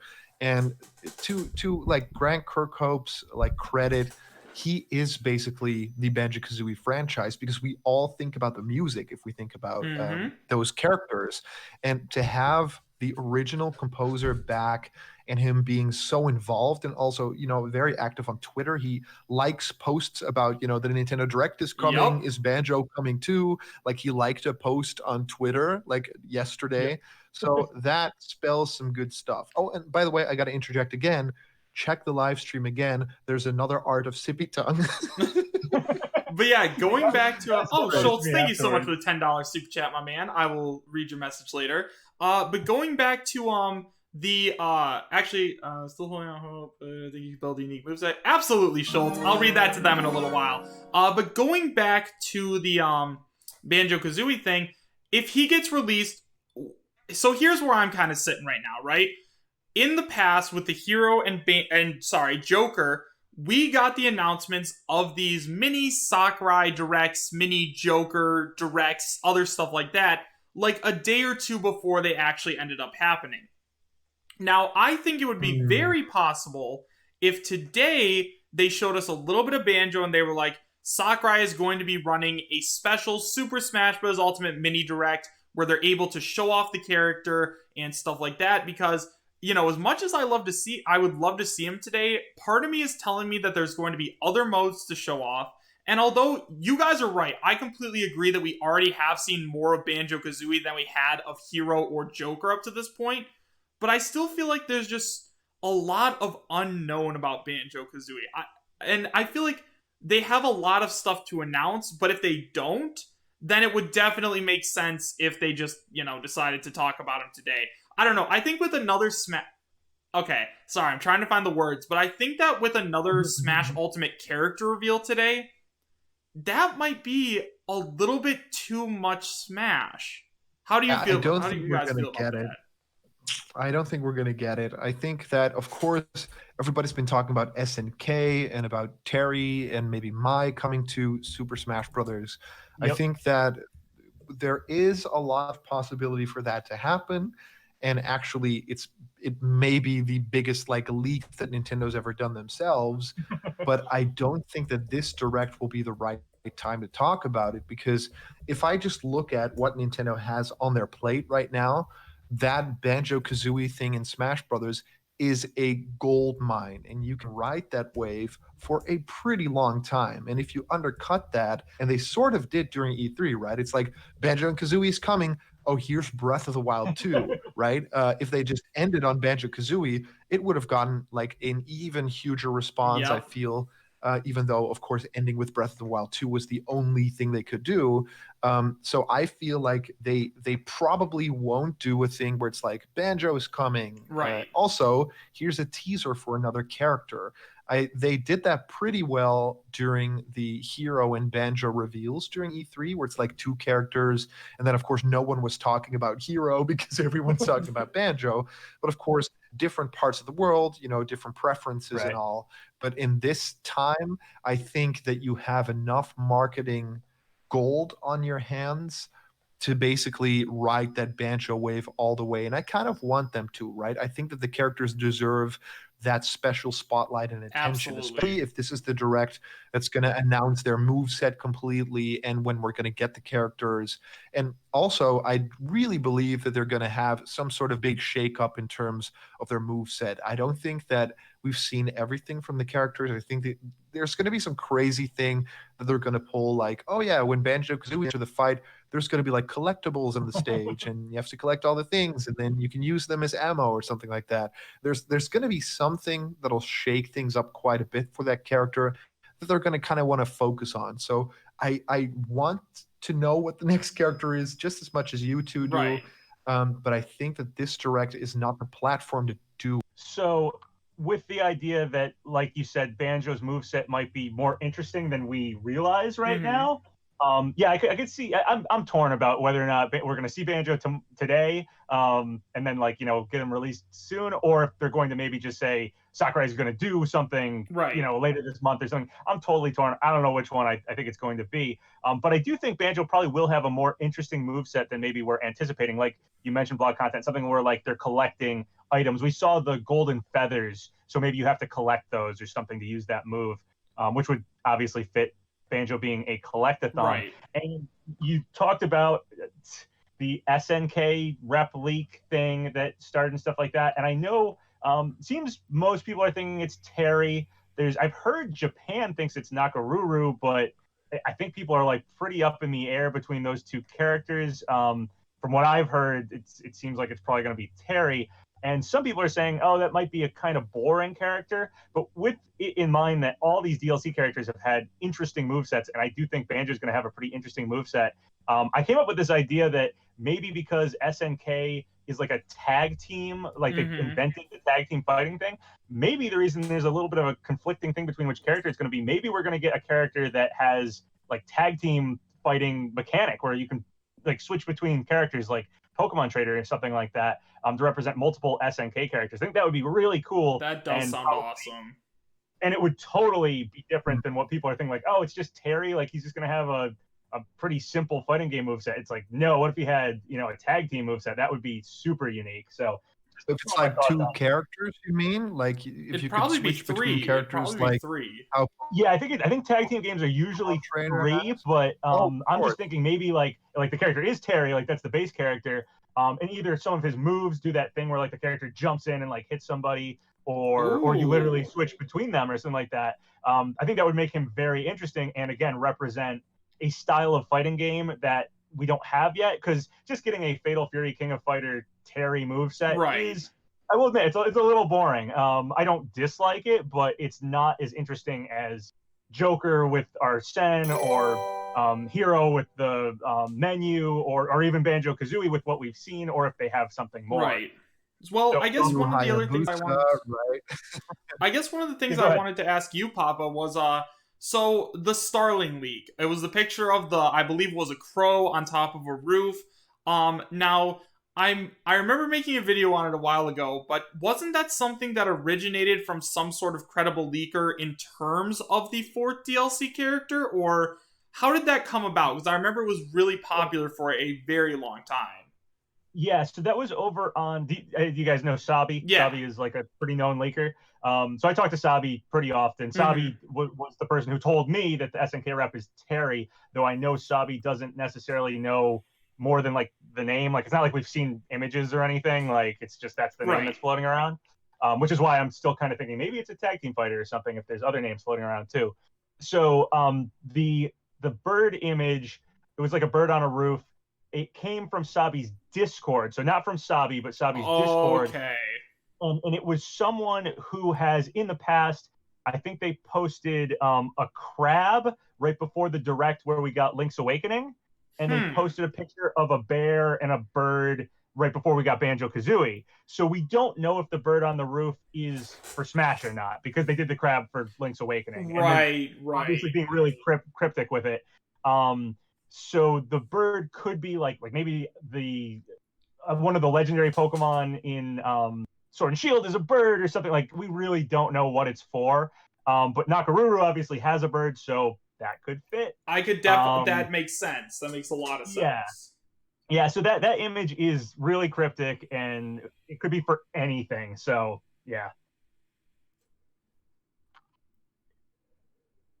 For me, it means a little bit nothing, right? Because it, of course, doesn't directly come from a big leaker. It just was posted, right? And a little bit corroborated as well. But it's really fun to speculate what like these hint pictures could mean, because that's always a thing. Like it could go totally the other way. Would it mean a bird kind of character? Right. Would Yeah, it mean Starling Gino? Right. Would it be a lot of ways to a interpret it. crow kind of character? Maybe Super Mario There's so many RPG things that 2? you can lean from. Oh, you're talking Right? about Yeah. Could it mean like Paper Mario RPG? you were talking about yeah. Thousand Year Door getting ported, but man, I like the Paper Mario games. Don't get me wrong here, but my first Mario RPG game was Mario RPG, and I fell in love with it.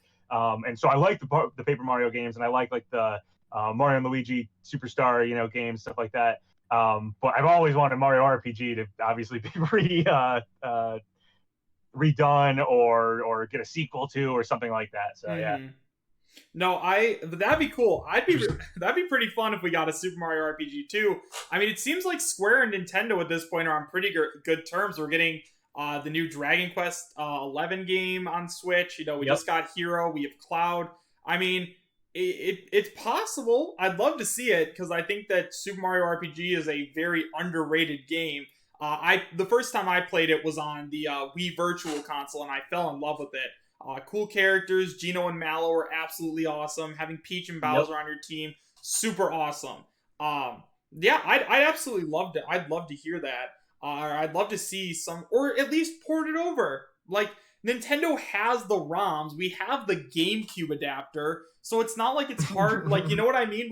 If it requires a GameCube controller, we have the adapter, and it works with Mario Kart, it works with Smash. It would work. Yeah, I mean, like I was saying, the Super NES games coming to Switch, if that's something to do. Yeah, give us Mario RPG. At least put these games on the system or something. I don't want to get too off topic with Smash because I feel like there's more to. You're right. You're right. No, it's cool. I brought Mario RPG because it's what I do. So should call your channel something to do with Mario RPG. That would be a good idea. Perhaps I'll do that. A really good idea. Perhaps I'll rebrand to something more Mario RPG. In terms of character. Oh, so by the way, yeah, I really agree. I think that Mario RPG remake would be really cool, but I also think that in terms of rights, I don't think it's possible anymore. I don't think that they fully own that game in that aspect. Of course, the relationship with them has been really good, but I don't think that they want to revisit something like that. I think that we might get a new kind of RPG thing, just like we did Mario and Rabbids, which was a great hit. And we might get a revival of the Geno character and maybe Mallow as well, and some of the other stuff like the Axum Rangers. But I don't think that it'll be a remake or something like that. But you're right; they own the ROM, as you said. They own the original game. But I think that if you're going to want to do a remaster or something of that, they would rather rebuild a new Mario RPG kind of idea. I think. And if we think about remastering that kind of stuff, remaster Thousand Year Door is what a lot of people are saying in the chat. Like that's something that people really want to see, and it would be easy to do, right? I think that you could do the easy thing and just HD update stuff, or you could do the color splash style with Thousand Year Door, which would not be my preference because I don't really like the realistic paper background thing that much. But yeah, there's a lot of things to do with that also. So yeah, I just really want to say I think that it's possible for the Mario RPG characters to go forward, but not with any remaster or retread of that I story. agree with that. I think it would be way less likely that we either get a remastered Mario RPG or a sequel. I think that would involve Nintendo and Square collaborating on a game. It's just tougher everything wise. However, I could see with the Geno Mii costume with Geno and Mallow in Smash, there's been a few other minor things. They mentioned Mega Smilax, which is a boss for Mario RPG in Piranha Plant's Palutena's Guidance. So there have been some references here to Mario RPG that Nintendo usually shies away from. It's possible Nintendo has bought maybe the character rights from Mario RPG. Right. So potentially Geno and Smash is obviously a possibility, but he's kind of already in there as a spirit. I won't open up that whole can of worms though. But it's also possible maybe Geno and Mel will show up in like Mario Kart, maybe a Double Dash sequel or something, or Nintendo will just use them in a sports game. Something like that I think is more likely that Nintendo would maybe buy from Square rather than really try to collaborate with Square again on that. Yeah, like a big collaboration. I totally agree. And in terms of a Smash character, right? I think that Geno would make a lot of sense as like a bonus character or still a third-party addition to this cast. It's just a character that's on the same level as the Ridleys and the King K. Rules and even Banjo in terms of fan demand.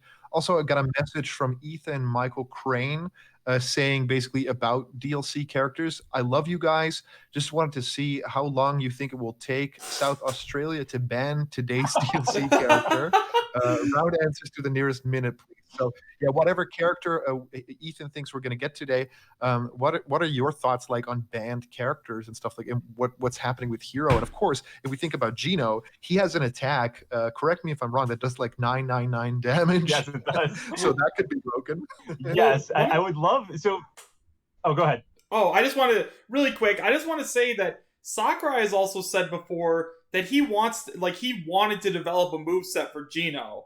Because I remember an interview where he said it'd be super cool, like, if Geno, like, I'd love to work with Geno. He's super cool because he has a gun for an arm, and I was like, that would be really cool. And I mean, we don't have the Geno Mii costume along with the Square stuff, and in Smash for Wii U and 3DS, the Geno Mii costume was the only Mii costume in the entire game that ended up getting a splash screen, and now that we don't have him in Smash Ultimate, even as a Mii costume, it's really suspicious. Like, maybe they didn't get the rights, which honestly might be a little bit more, that might be a little bit more like plausible, but I just think it's very, very weird that we got the Hero and all these other Mii costumes, and the Hero with like a bunch more songs than Cloud, but no Mii costume for Geno. Especially Sakurai and Nintendo know that we, the fans, want Geno, just like we wanted King K. Rool, just like we wanted Ridley. Like, I think something fishy's going on there. Definitely. Yeah, I agree. It's definitely, Geno's in a weird spot. I won't get too into Geno because I could talk all day about him, but there was some copyrighted songs. It was 2 tracks from Mario RPG on YouTube. Like I said, Geno and Mello, I think, are the only spirits from Square besides Cloud in the base game for Smash. We don't have the Geno Mii costume. Like you said, Chris, they had a splash art for that. There's some odd things going on. I could totally see Geno being an extra character, maybe like Piranha Plant for the DLC. Absolutely. Sorry, I'm getting a snake call. Yeah, no, that's on my end. So just to move forward away from Geno. Oh, I know. Since we're moving away from Geno and Vergaban.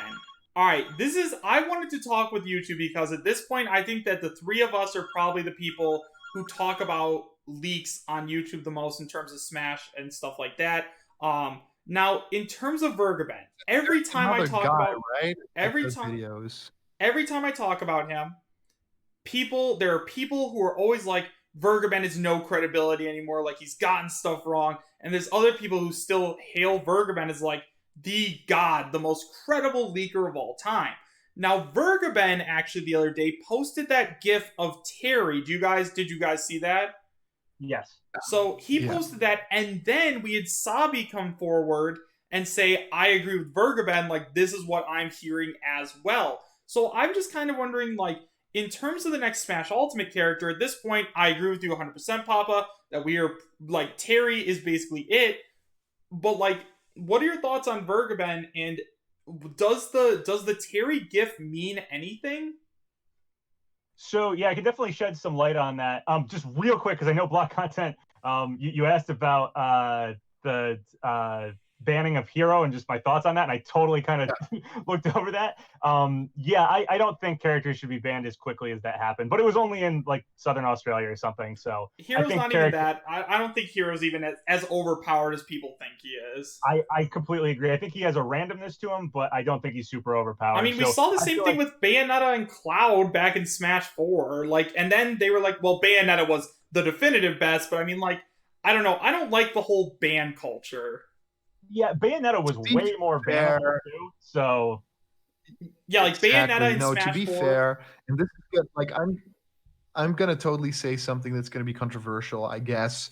But to be fair, it's been banned in like Australia, like in events that are not made by Nintendo. Yeah. You know what I mean? Like those are like legit, the most legit thing ever. But of course, what does it really mean if some fan community of a game created by a company thinks that something should happen about a certain character? Like in the grand scheme of things, Nintendo did not decide that. Other people that are fans of the thing decided that. So to me, it does not really matter all that much. But that's basically me saying tournaments don't matter, and I don't want that to be what you pull away from it. But still, like thinking about the fact that fans of a thing get to decide. Like it's the same thing. Like taking it back to what PapaGenos said about movies, right? I think that it's weird to say like, oh, Star Wars, like additions made by the director, and then fans want it a certain way, and they make fan edits of the film. Like I feel like if you take the rules into your own hands based on your own ideas of what it should be, like Sakurai is pretty open about it being this party game, and of course having a lot of very competitive elements to it, and you can play with items off, and you can play, but banning characters because of your rule set and because of what your community says. And I know this is controversial. People are gonna like jump all over me for this one, but yeah, I feel like if they decided that, it isn't really a ban. It's just like saying when you guys come over to my house, I'm like, you can't play as Luigi because I don't like that character because he beats me up a lot, right? And it doesn't matter in like Nintendo's world in the grand scheme of things, right? Yeah, I agree with that. Like, you know, here's my biggest thing with banning Hero, to be honest, is it hasn't been long enough. This game is still getting updates. I know. And Hero isn't even like the number one character. He's just kind of random. So, you know, if Bayonetta was actually a problem in Smash 4, and Smash 4 stopped getting updates. So I could see the tournament scene considering that. But I haven't seen Hero wiping the floor at tournaments yet. I haven't seen really big issues with Hero, except that every once in a while people are winning a match because of RNG. Yeah, I don't think Hero is that problematic, and I definitely don't think you should ban stuff that early on. Even if a character came out and it is like Bayonetta in Smash 4, as long as the game is still getting updated, like you're implying, you know, let Nintendo handle it first before the fan community has to step in and do something. So if Nintendo sees Hero is just too good, maybe they'd lower him, but I don't think that's the case where we're at. Plus, so, Chris, you're Oh, go ahead. Sorry, did you want to say something? I just want to say, Hocus Pocus is a bad move. Every time I've used it, I've always shrunk or gotten, like, the flower or something. I hate that move. I usually get hurt by Hocus Pocus, too. So, Chris, you were asking about Vergaben and the Terry gift. Yes. I can shine a little bit of light on that. So, when the SNK leak first happened, the SNK, like, copyright leak first happened, about an hour or two after that was like found, or like at least spreading throughout the community. I don't know how long it was actually up on there. Sabi messaged me and said Terry was what insiders had heard. I don't know if that was coming from Vergaben or who exactly, but I heard that almost immediately Terry. But I am aware that Sabi, I don't think, like I said, I think a little bit earlier, they haven't seen like an image, they haven't seen gameplay. I don't think we know anything about Terry. It's pretty much just the name that's going around. Right. So I don't know if Vergeben heard the name or if Vergeben has seen more. I don't know Vergeben's sources. I don't know exactly who they've heard stuff from. I do think Vergeben is pretty careful before they leak anything. They have gotten, like you said, a couple things wrong, but overall they've been pretty good about, especially when they go in on a Smash character. Mm-hmm. So like they said Minecraft content, which we still haven't gotten, but you know, they've never said Steve. They were very careful to not ever go all in on that. So to have them post the Terry image does make me think Vergeben's all in on Terry. But I think there's still enough wiggle room, like I mentioned before, like a 3-in-1 tag team style fighter, I think could still happen, even if the character is Terry. Like I said, there's kind of conflicting things between Terry, Nakaruru, Mai, stuff like that. Maybe it's a tag team character or something slightly off about Terry that we don't quite know. So I think Vergeben is still definitely worth trusting, definitely worth listening to. I've never been someone to throw them out just because I think like one of the things they said was like it wasn't going to be Link's Awakening, but then we got was it Cadus of Hyrule like further down the line, so maybe they did know about a Zelda game, it wasn't there. Or maybe Vergeben had even heard Breath of the Wild 2 was in development, you know. I don't know where their sources are. So we got multiple Zelda games since then, so maybe their source was saying, oh yeah, I know about a Zelda game, but it's not Link's Awakening, and so Vergeben said that, and then lo and behold, there was a Link's Awakening coming. So yeah, I just, you know, I kind of know how leaks happen. I kind of have talked to enough people that have had leaks or talked to insiders and stuff like that, and sometimes it can be messy. It can be just as messy as, you know, a game of telephone. So I still think Vergeben is worth listening to. As far as if it's definitely Terry, I think it probably is Terry, like 90-something% sure, but there could be something else going on here, like a tag team fighter or something really interesting. Yeah, the tag team mechanic would be really incredible and would totally get me on board. Like, yeah, a lot of people got me a bit flack for saying that I don't really like the roster of the SNK company characters.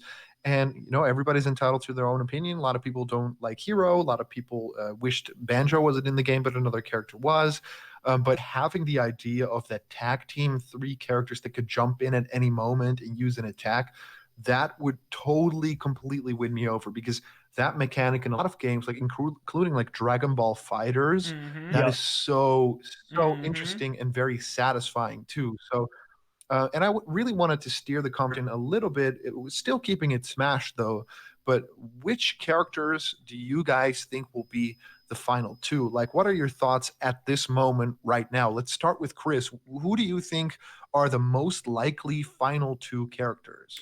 Well, at this point, I don't really like saying final 2 because, I mean, final 2 is in this fighter pass, absolutely makes sense, but there's no way we're not getting another one. Like, everyone's like, there's no way we're getting another fighters pass, but those same people were saying... I don't know. I'm telling you, man. It prints money. It prints money for Nintendo. Thank you, Papa. Because, like, think about it like this. If people buy 2 fighters passes for $25 a piece, it's like they're buying another copy of Super Smash Bros. Ultimate. Like, this... Even this. Just, real quick, just no, this go, idea. go, please. I feel like a Smash character like wins Nintendo E3. I like, know. Even if it's not like a full Fighters Pass, or they do a smaller Fighters Pass, or just there'll be extra DLC characters when we feel like it. Just next E3, if they can just go like, oh yeah, by the way, Sora's coming to Smash. It's like Nintendo won E3. Oh my god. That's exactly what happened with Banjo. Yeah, it's like why give that up to just do the Fighters Pass? Like just and just.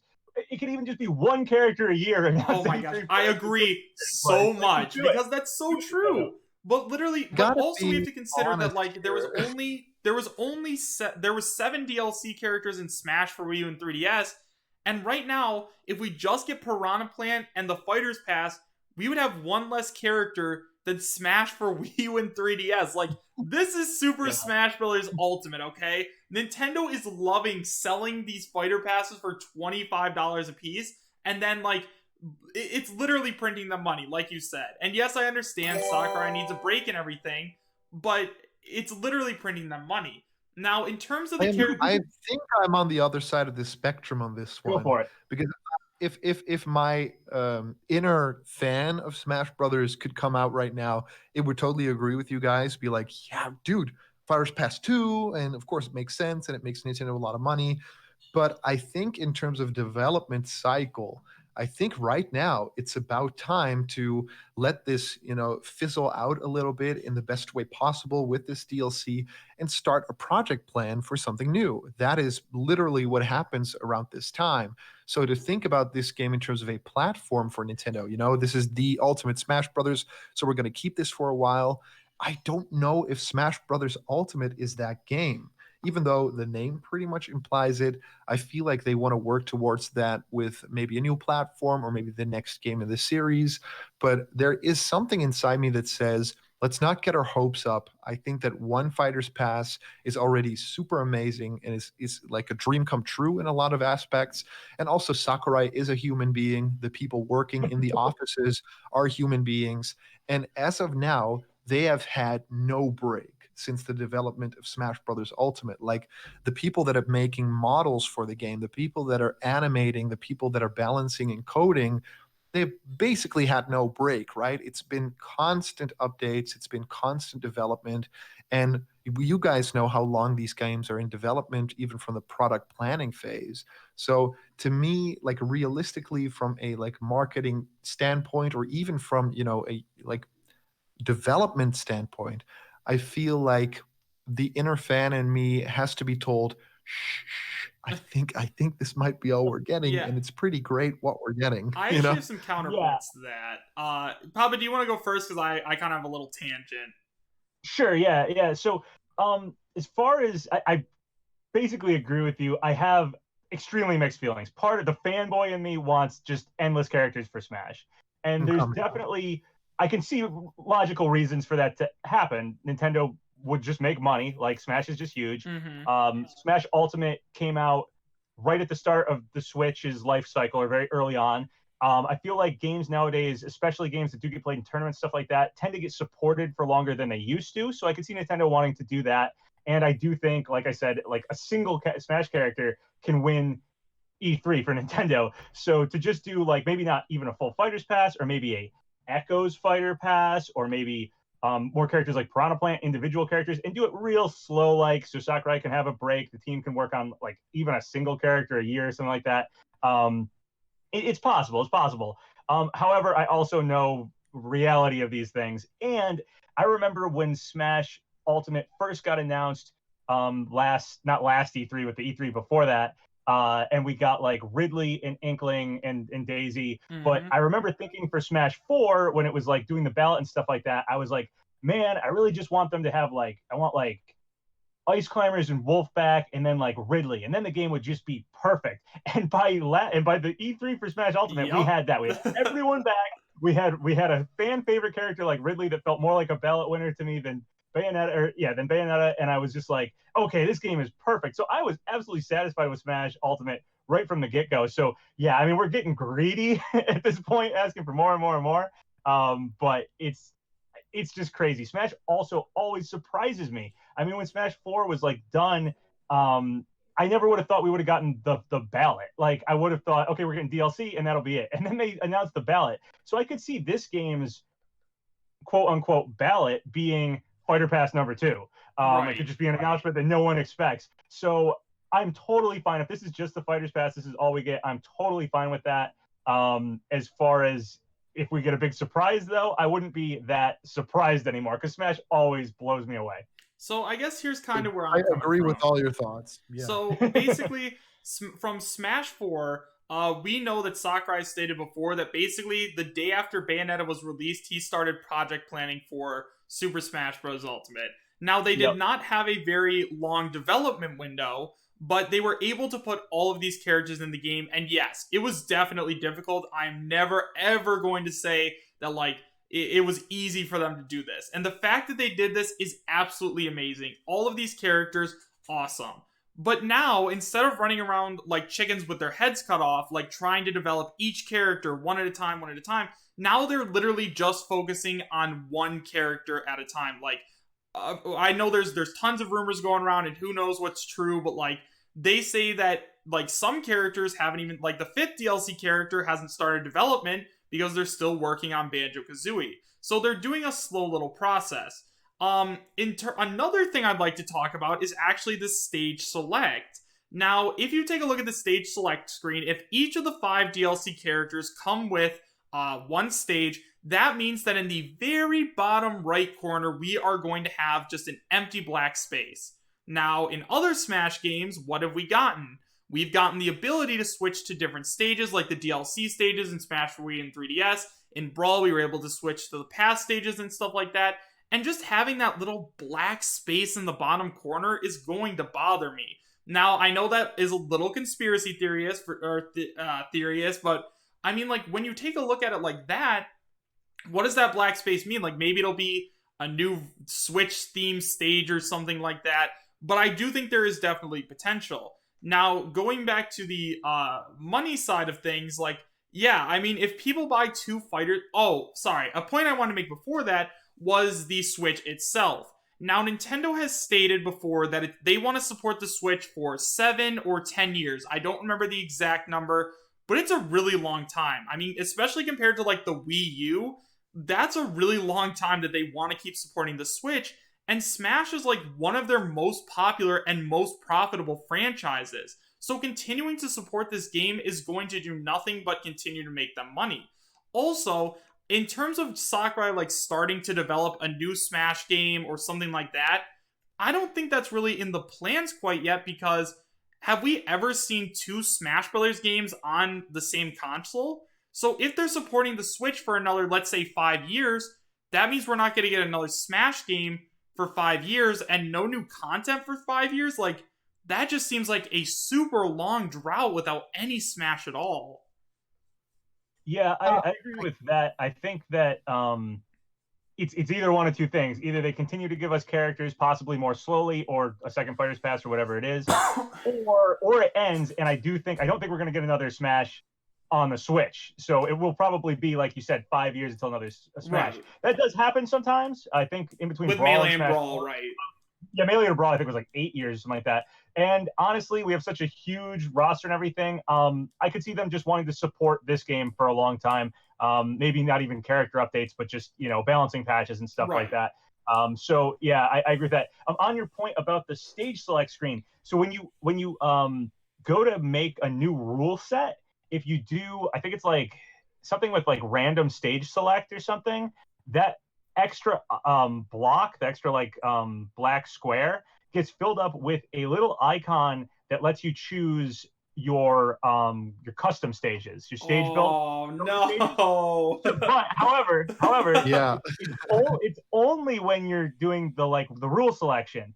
And I do agree, it looks a little weird that every time I go to select a stage, there'd be that little black bar down there, like, just so that when I'm doing the rules, it has that. So I do think it's still potentially possible that there is like a next screen of more stages or something, a button for that would fill up that spot. And then when you go to select custom stages, maybe it just looks a little different. I don't know. But I do know that there's something that could potentially fill that up. Right. I kind of agree. I feel like in terms of these characters that we're getting and how much more content, it would be very profitable to keep sending out these characters, right? In terms of a new Switch, I think we're going to get a new console faster than people think, because I think that this phase of the Nintendo Switch has been really profitable and really great creatively, but I also think that it's opened up a lot of doors. And as I mentioned earlier in this discussion, the idea of VR, and of course now the additions to the Nintendo Switch hardware, and also the Switch Lite, I think that Nintendo is really like trying to find out the best possible way of creating hardware. So I actually think that there's no way that we're going to stick with Switch for 7 years. I don't think that will happen at all. I actually think, and I think Miyamoto has come out and said this, they're already working on the controller for a new console or something like that. And don't get me wrong, I love the Switch and I would love, for it to be supported for a very long time. But I think that the successor to Switch is coming fast. I think that they know that they want to, sell a new console, and some people are basically not getting the Lite. Some people are not getting the updated Switch model. And that's also just kind of the way companies work, right? You got to get the new iPhone because it has the new thing.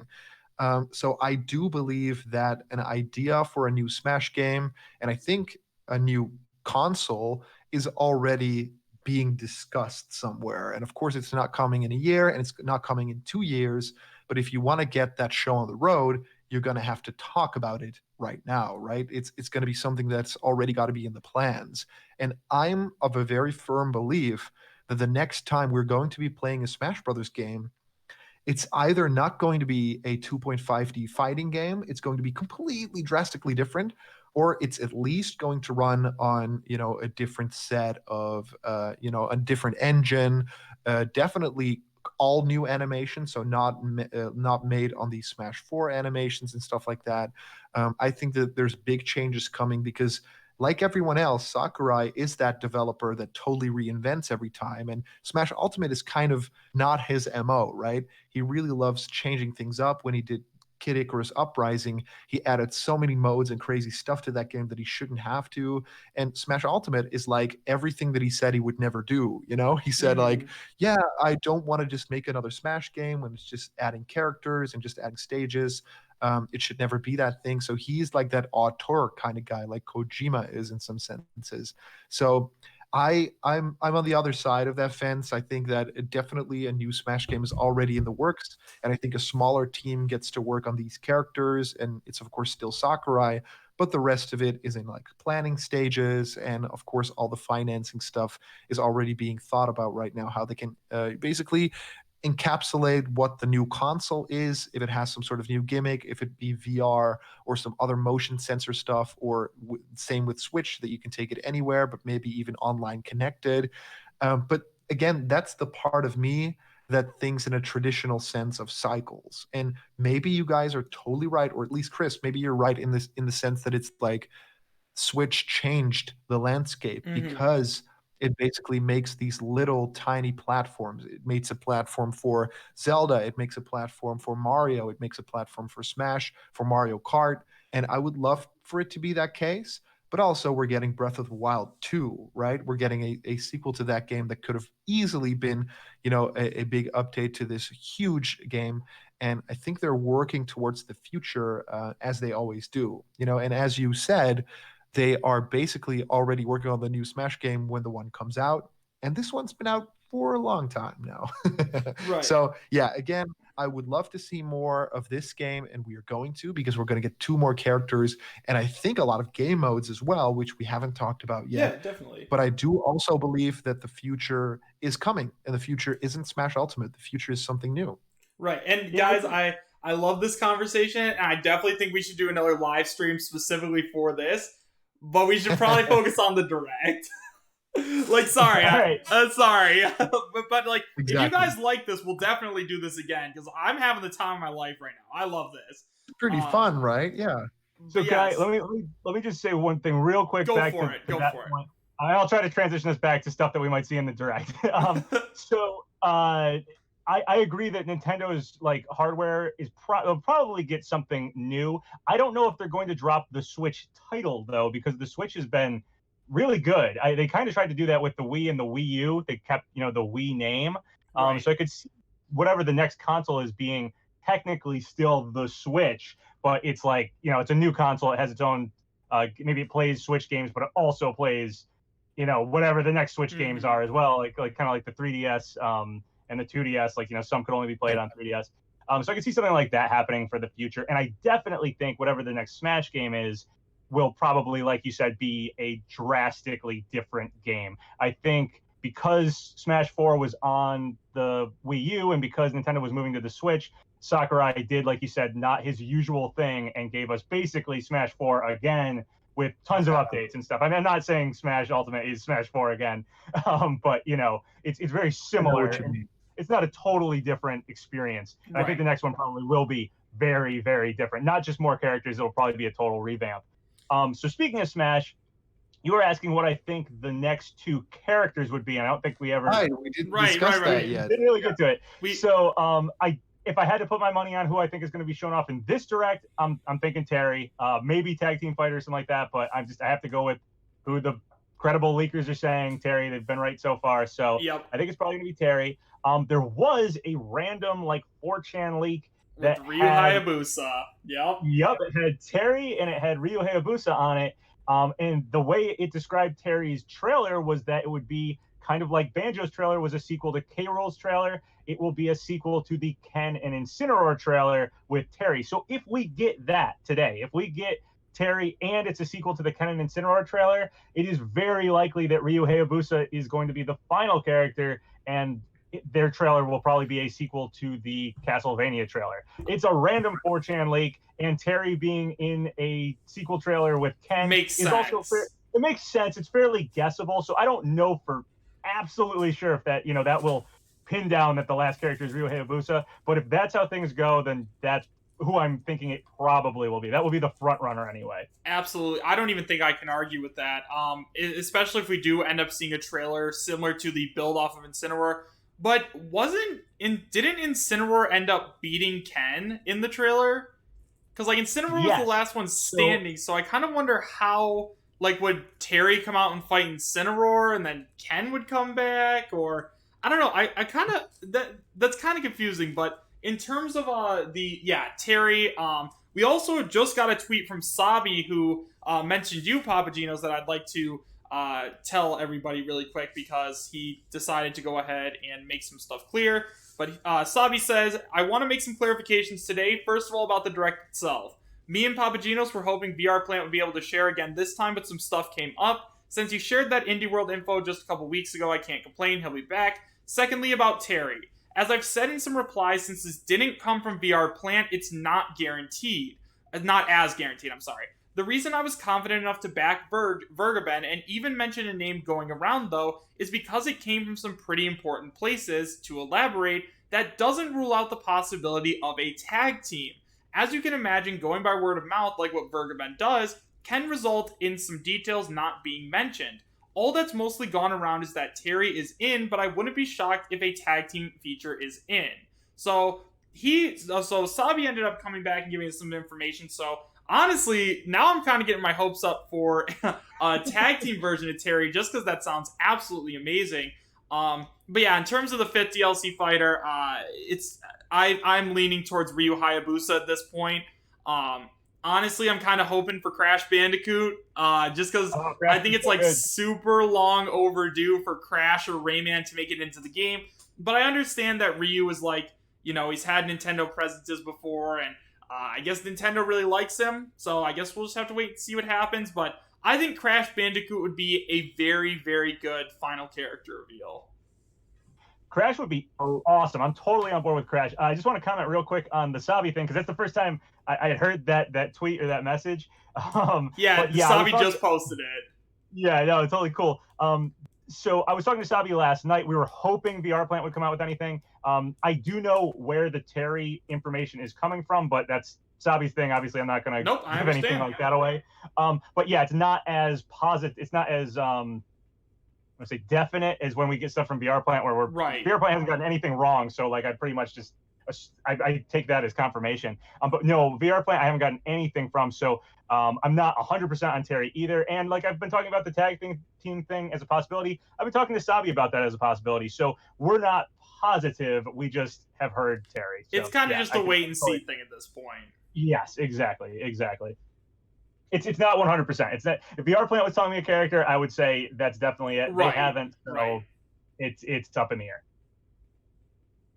Oh, man, that's so exciting. Thinking about the fact that we might be getting a character that's 3 characters in one. That to me would make all the difference with that character, right? Yeah, dude, the Pokemon and also, if awesome. I think.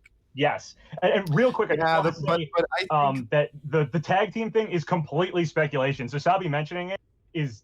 It's not like we have any inside info or something about that. It is just something we are speculating as a possibility, because a lot of people said Terry was kind of boring or something like that. SNK did invent the tag team system. It's totally out of thin air speculation. The only name that we've heard is Terry. It'd make a cool amiibo, that's for sure. Yeah, that would I think it would go a really fun way if it was not 3 characters with 3 movesets, but it was like your down B is this character coming in for a quick move and stuff like that, where it's a different mechanic than Ice Climbers, it's a different mechanic than Pokemon Trainer, and it's a unique way to add these characters. Like your up B is another character carrying you up and then disappearing again or something like that. That to me is something. And some of you guys know that we actually did a Smash fan game in like 2008 or 7, which was a lot of fun to do. And we actually had a Pokemon trainer character in that game. And I think the characters that he had were Feraligatr, Bayleaf, and Cyndaquil, I Oh, think. that's cool. Yeah, That is super you were cool. playing as the Pokemon trainer, so you were running around, but every move was sending out a Pokemon and doing a quick attack.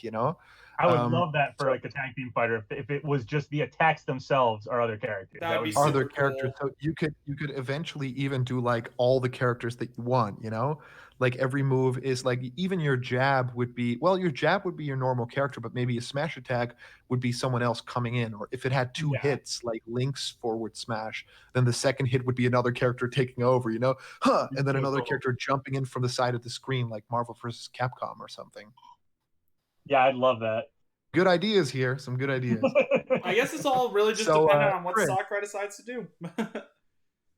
Chris, Yeah, I'm very goes with curious. crazy What will our final topic of this discussion be? I'm curious to hear what you have planned. In terms of like Smash stuff, or just in terms of like general? Like, in terms of like the direct, like I think we're pretty much nearing like the final phase of the discussion. Yeah, I mean we're 2 hours in, so Hey, I'm having it's 2 hours. Oh my gosh.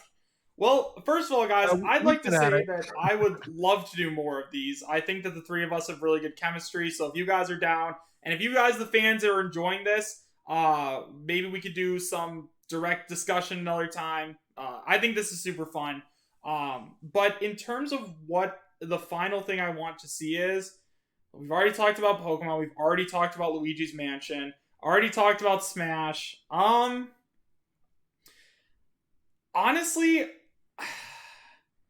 I don't know. I don't know. You want to do our predictions? Let's go for predictions. That's a better idea. Predictions. Ended on that. Bingo cards, yeah. Yeah. So who wants to start? Anyone. Let's do you first, Okay. PapaGenos. Sure. Okay, so I don't know if all these things are going to happen or what, but here's some things I'd like to see at this direct. Super NES games announced for Switch. It's been a year since I think Nintendo Online came out, so let's get that. Probably a little something on Switch Lite that's releasing soon. I assume they'll do something with that. Definitely. Maybe some Amiibo release dates. I think on Amazon the Incineroar, Chrom, and Simon ones kind of got the release date, or at least the Incineroar and Chrom one. I think the release date was like November 25th. It got shown. Oh yeah. So I'm a fan of Amiibos, so I'd like to know that. Me Also, too. maybe the King of Cards Shovel Knight Amiibos. I don't know if we have the exact release date on those. I've had them pre-ordered for like 2 years. I know there was a leak about Assassin's Creed Black Flag. I think there was also a leak about Call of Duty Modern Warfare, so that would be cool. There was a leak about Overwatch. Yep, there was the Overwatch Switch case. So either that's in this direct, or possibly I think BlizzCon is like in a month, so maybe they'll save it for then. Yeah. I'd love to see a Pikmin 3 port. I know that was something I think King Zell was saying like a while back. Yes. So anything Pikmin would make me happy. Pikmin 4 would probably be that'd be the biggest thing for me, but Pikmin 3 port would be something I'd like to see.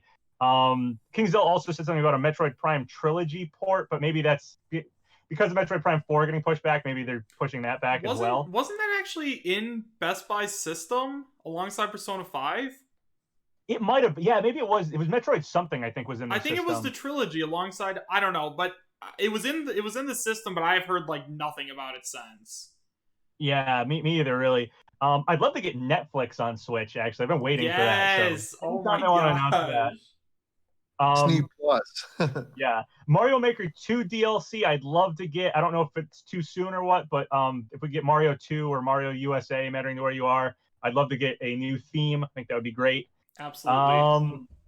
Something on Banjo would be cool, even if it's just announcing we're going to talk about Banjo. I'd like to see that. Rare Replay would be a great time to announce Rare Replay coming to Switch, if that's something that might be happening. Besides that stuff, I'm looking at I wrote down all my bingo card basically. I'm just making sure I said everything. And then Terry probably getting announced for Smash. Though that's pretty much the stuff I'm expecting to see. Hopefully some surprises beyond that. Absolutely. Interesting. I guess I'll go next. In terms of my predictions, I definitely feel like we're gonna get some kind of announcement with a Nintendo Switch Online, whether it be SNES games or something along those lines. I just feel like, especially since once again subscriptions are gonna be renewing in about like what's today, the 4th. So I think it's like in a week or two where we're gonna have to pay that money again, and Yep. I feel like they're gonna try to announce something like "Play it up" once again, because we got the real announcement of Nintendo Switch Online in last year's September Direct. So it would make sense if they at least mentioned it at the very least in this one, like told us some new stuff that was happening. I could definitely see that. In terms of other stuff, I'm hoping for some amiibo news, just like you, Papa. I'm a very avid amiibo collector. So Yeah, we talked to me about. I'd really love to hear when the Incineroar and Crom and Simon amiibo are coming out, because I love picking them up. So that would also, once again, if we get no Banjo news, stick around the amiibo theory, being that we would know about the release date of the character that is most likely going to be announced today. Right. Alongside that, Overwatch, I mean, the Blizzard Switch case was already listed on Amazon. At this point, I feel like everyone knows about it, so Nintendo's just going to kind of be like, oh yeah, Overwatch is coming to the Switch. Like, I hope you guys enjoy. And then, I don't know, I feel like there is one big surprise that is going to end. It's going to end the Direct, and at this point, I don't know why, I'm leaning towards Odyssey 2. I think that Makes sense. We talked about that earlier. Yeah, we talked about it earlier, but I think that Odyssey 2 is going to end the Direct. They're just, we're going to get the Terry reveal trailer, and then, the guy's going to come up on stage. He's going to be like, oh, did you guys enjoy the Terry trailer? Well, we have one other surprise for you, and it's going to be like Mario laying on a beach or something next to Cappy. And by the way, if this is right, just know I'm a credible leaker. I have my sources. He's going to be like laying on a beach, and he's going to hanging out with Cappy, and maybe it'd be like maybe he's laying on Delfino Island. I mean, who knows? You never know. But other than that, I think that this Direct it's going to focus a lot on Luigi's Mansion and a lot on Pokemon Sword and Shield, because those are the two big games that are coming out like relatively soon. Definitely going to mention the Switch Lite at least a little bit, because that comes out in like 2 weeks. So they're going to want to push that, especially for the people who have kind of been waiting for the Switch. But yeah, other than that, I think that this is going to be a very, very good Direct. I don't know why. I'm getting a really good feeling, and I think that they're going to say, we're going to give you guys some Banjo-Kazooie information a little bit later. We're going to announce it later, is my guess. That's my guess. But yeah, I think that this is going to be a great Direct. For me, I share a lot of what you guys think. I also think that it's going to be quite an event, this Direct. I think that it's time for Nintendo to really show their muscles in terms of what we'll be getting at the end of this year, We're at the entering the back holiday end of this season. year. Yep. Yeah, I think that we really got to get some good stuff now, especially that, one thing that we're always talking about, that one surprise. So that's definitely a thing that I'm thinking happens. SNES Online, I think, is a shoe-in for this Direct as Yep. well. I think we are going to get a Mario Maker DLC update, but I think it's going to be bare bones. I think it's going to add a couple of new elements. I don't think it's going to add a new game style. I don't think it's going to add Maybe they'll add even a new playing with background friends or whatever. finally, because they announced they were going to And in that, the E3 Direct. yeah, Yes, that would make a lot I of sense, think actually. Yeah. I just that would make me very happy. That would actually make the game for me. Like, I love playing it and making stages, but if they add that, then we have a co-op Mario game, a co-op online Mario game. So that would totally fix everything that I think is wrong right now with the game. But yeah, I think we're getting an update, and it's going to be bare bones. I think it's not going to add too much. I think we're going to get Luigi's Mansion info, where we find out a character is playable we didn't think was playable. So either a ghost character, or there's a mini game where you're playing as Mario in sort of a trapped state or something. I think there's going to be some weird. That's an out there prediction, but I think some weird shakeup there is going to happen. I think we're going to get a Pokemon Sword and Shield trailer, and it's going to be underwhelming. I think it's going to be something everyone knows about, and we're going to get Surfetched and a long cat Meowth and a fat Pikachu and all that kind of stuff. I think that everything that we know about is going to be in that trailer, and they're not going to address anything. I don't even think it's going to go to Game Freak offices. I think it's just going to show a trailer. I think they really want to steer clear from talking about the controversy at all. Right. That's never really been Nintendo's MO. They're not going to do that. I think we're going to get something about this Odyssey wink that we've heard about, and they might even show that picture. And just like you thought, Chris, I think that it'll be really cool if it was a tiny, tiny hint. So just Mario on a beach chilling out, and then basically Cappy coming alive or something like that. And I think that we're not going to get Smash newcomer information, even though it does feel likely. I really want it to be Banjo's moment of glory, because Banjo and Kazooie, to me, deserve the spotlight, and I think could make for a really great end of the direct, where it's basically just like, here's what is coming to Smash. And my final prediction for this direct is basically, I think we're going to get Smash Brothers 5.0 stuff. So we're going to get to know what new game modes are coming, what new updates to the game are coming, because that is the platform to talk about stuff like that. You know, if there's some sort of home run contest thing coming, or a new online mode, or, you know, something big to shake up Smash in terms of single player modes, I think that now is the time to talk about it, next to saying, hey, Banjo is here and you can play as him either right now or tomorrow. And that's pipe dream-ish, but I also think that if I were, you know, in charge of the marketing department, or, you know, making those kinds of decisions, I'd say, whatever you do, if there's a big Nintendo Direct, a general Nintendo Direct, that's where you drop that kind of stuff, and not anywhere in between. You do it there. Yeah, that makes sense. Do you think it's possible that maybe we get a character reveal at the beginning of the trailer, and then the Banjo stuff at the end? That way it doesn't necessarily take because they kind of did that with Hero and Banjo. You know, they didn't take away from each other so much. I think if you spread it out in that way, because I was picturing Smash all at once, but maybe if you start with a character reveal, do the whole direct, and then end with Banjo stuff, it doesn't necessarily take the glory away from Banjo. Absolutely. That is a really great idea, man. I think that that would be a great way to open it up, because if you open with a Smash thing, then all eyes are going to be on that thing. I think there was one direct where they opened with the what was the game called? Ex Machina or something? Daemon Ex Machina. Yeah. And I think that that turned a lot of people off, like, immediately. I think that you have to go out guns blazing at the start of this direct, right? You really have to capture everybody, no pun intended. So either it be Odyssey or Smash Brothers, right?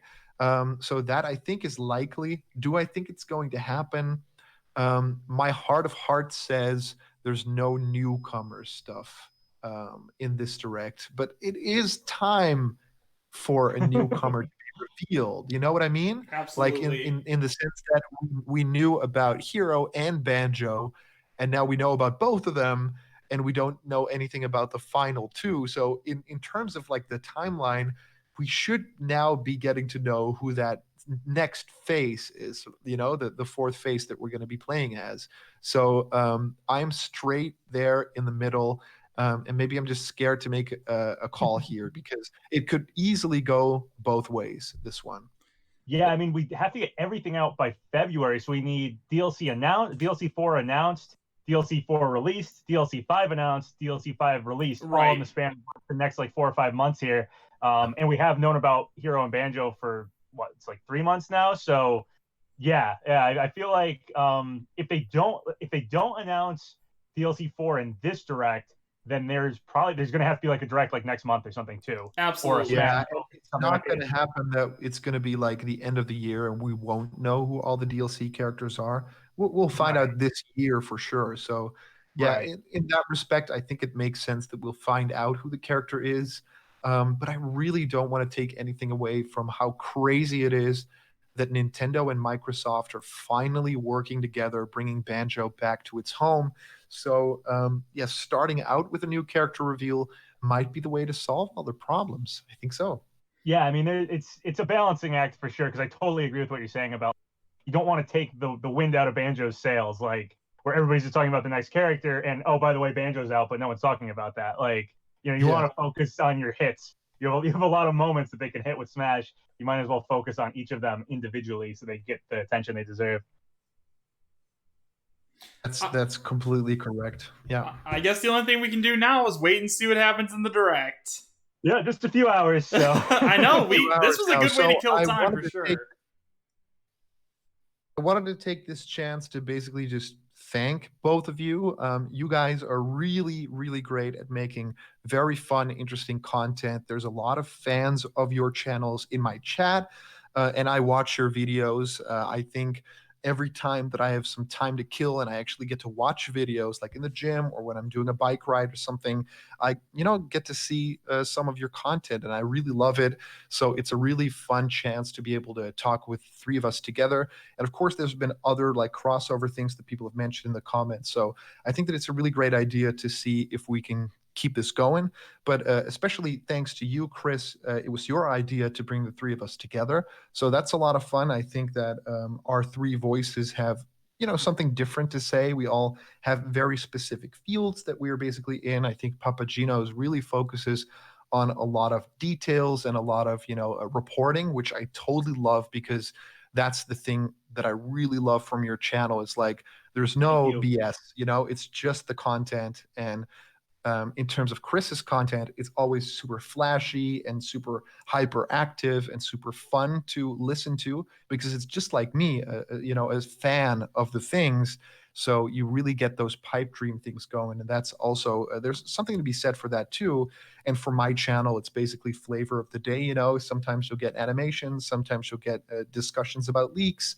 So I think that the three of us have all very different voices, even though we're in the same kind of niche in YouTube, and that makes it very special that the three of us got together for this thing. So from the bottom of my heart, and of course also thanks to Chris, thanks to PapaGenos for being in this discussion, and I'm super happy to be a part of it, and I can't wait to see what's going to happen next in the world of Nintendo Directs and leaks. Yeah, I totally agree with all that. I think we bring cool things to the table here together. I really enjoyed doing this discussion. I'd love to do it again in the future. And yeah, I've watched you guys' channels before and stuff. Definitely learned a thing or two from you guys. And yeah, I've enjoyed talking here. Thank you, Chris, for bringing us together. I know we've kind of been meaning to do something, I think, for a while. Like, I think, Caleb, I think you messaged me on Twitter month or two ago. Chris, me and you were talking a little while back. So I'm happy we finally got this together, and I'd love to do this format again.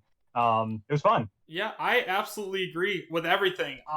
You two are definitely inspirations for me, being, the baby channel at 20K subs, but like, I love watching you guys grow, and I love both your guys' videos. Papa, like Black Content said, I love sitting down, like when I'm lifting, I love hearing your voice, give me the motivation to get that last lift in. And Black Content, dude, Callum, like, I love your stuff. Your thumbnails are way better than mine in every way, especially. But yeah, I love, one of my favorite things about being a YouTuber is getting to meet other like-minded people. Like, this is not a conversation that I can have with everybody. Like, we just talked for over 2 hours, and I was not bored once.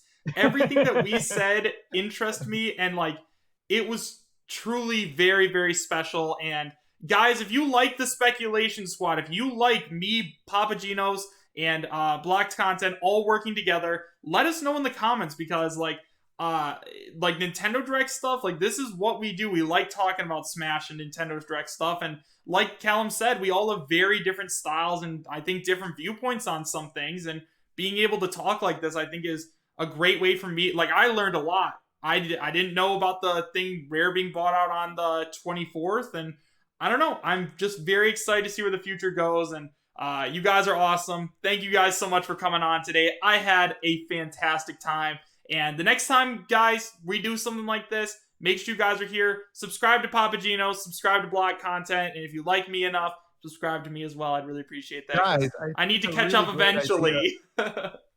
I think a really great idea to end this thing would be an amalgamation of the things that we always do at the end of our videos, but like pass it around the table.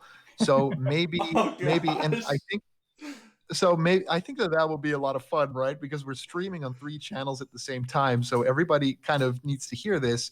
But I'm gonna do it for PapaGenos, and then you guys can fight over who you're gonna do. Okay? So here we go, guys.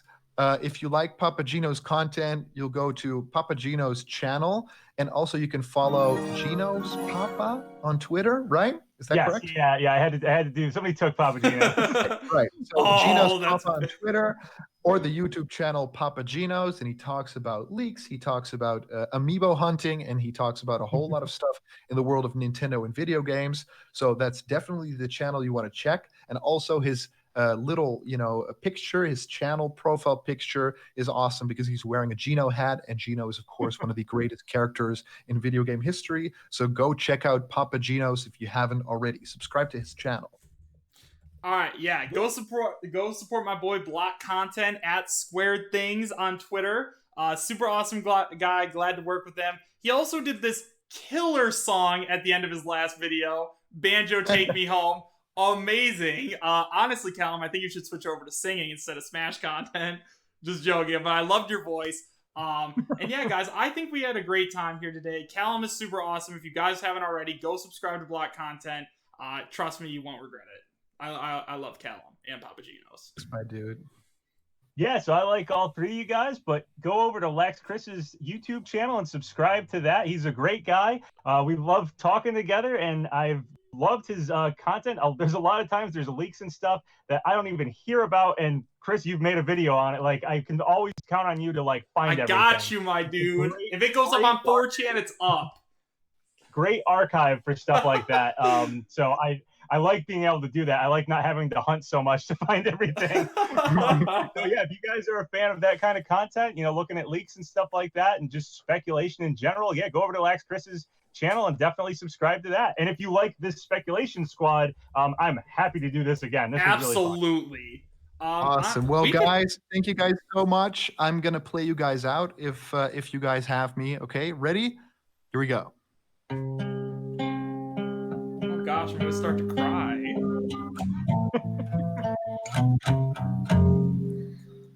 Take me home, PapaGenos, to the place where there's leaks. There's also LaxChris and blocked content. Take me home, Banjo.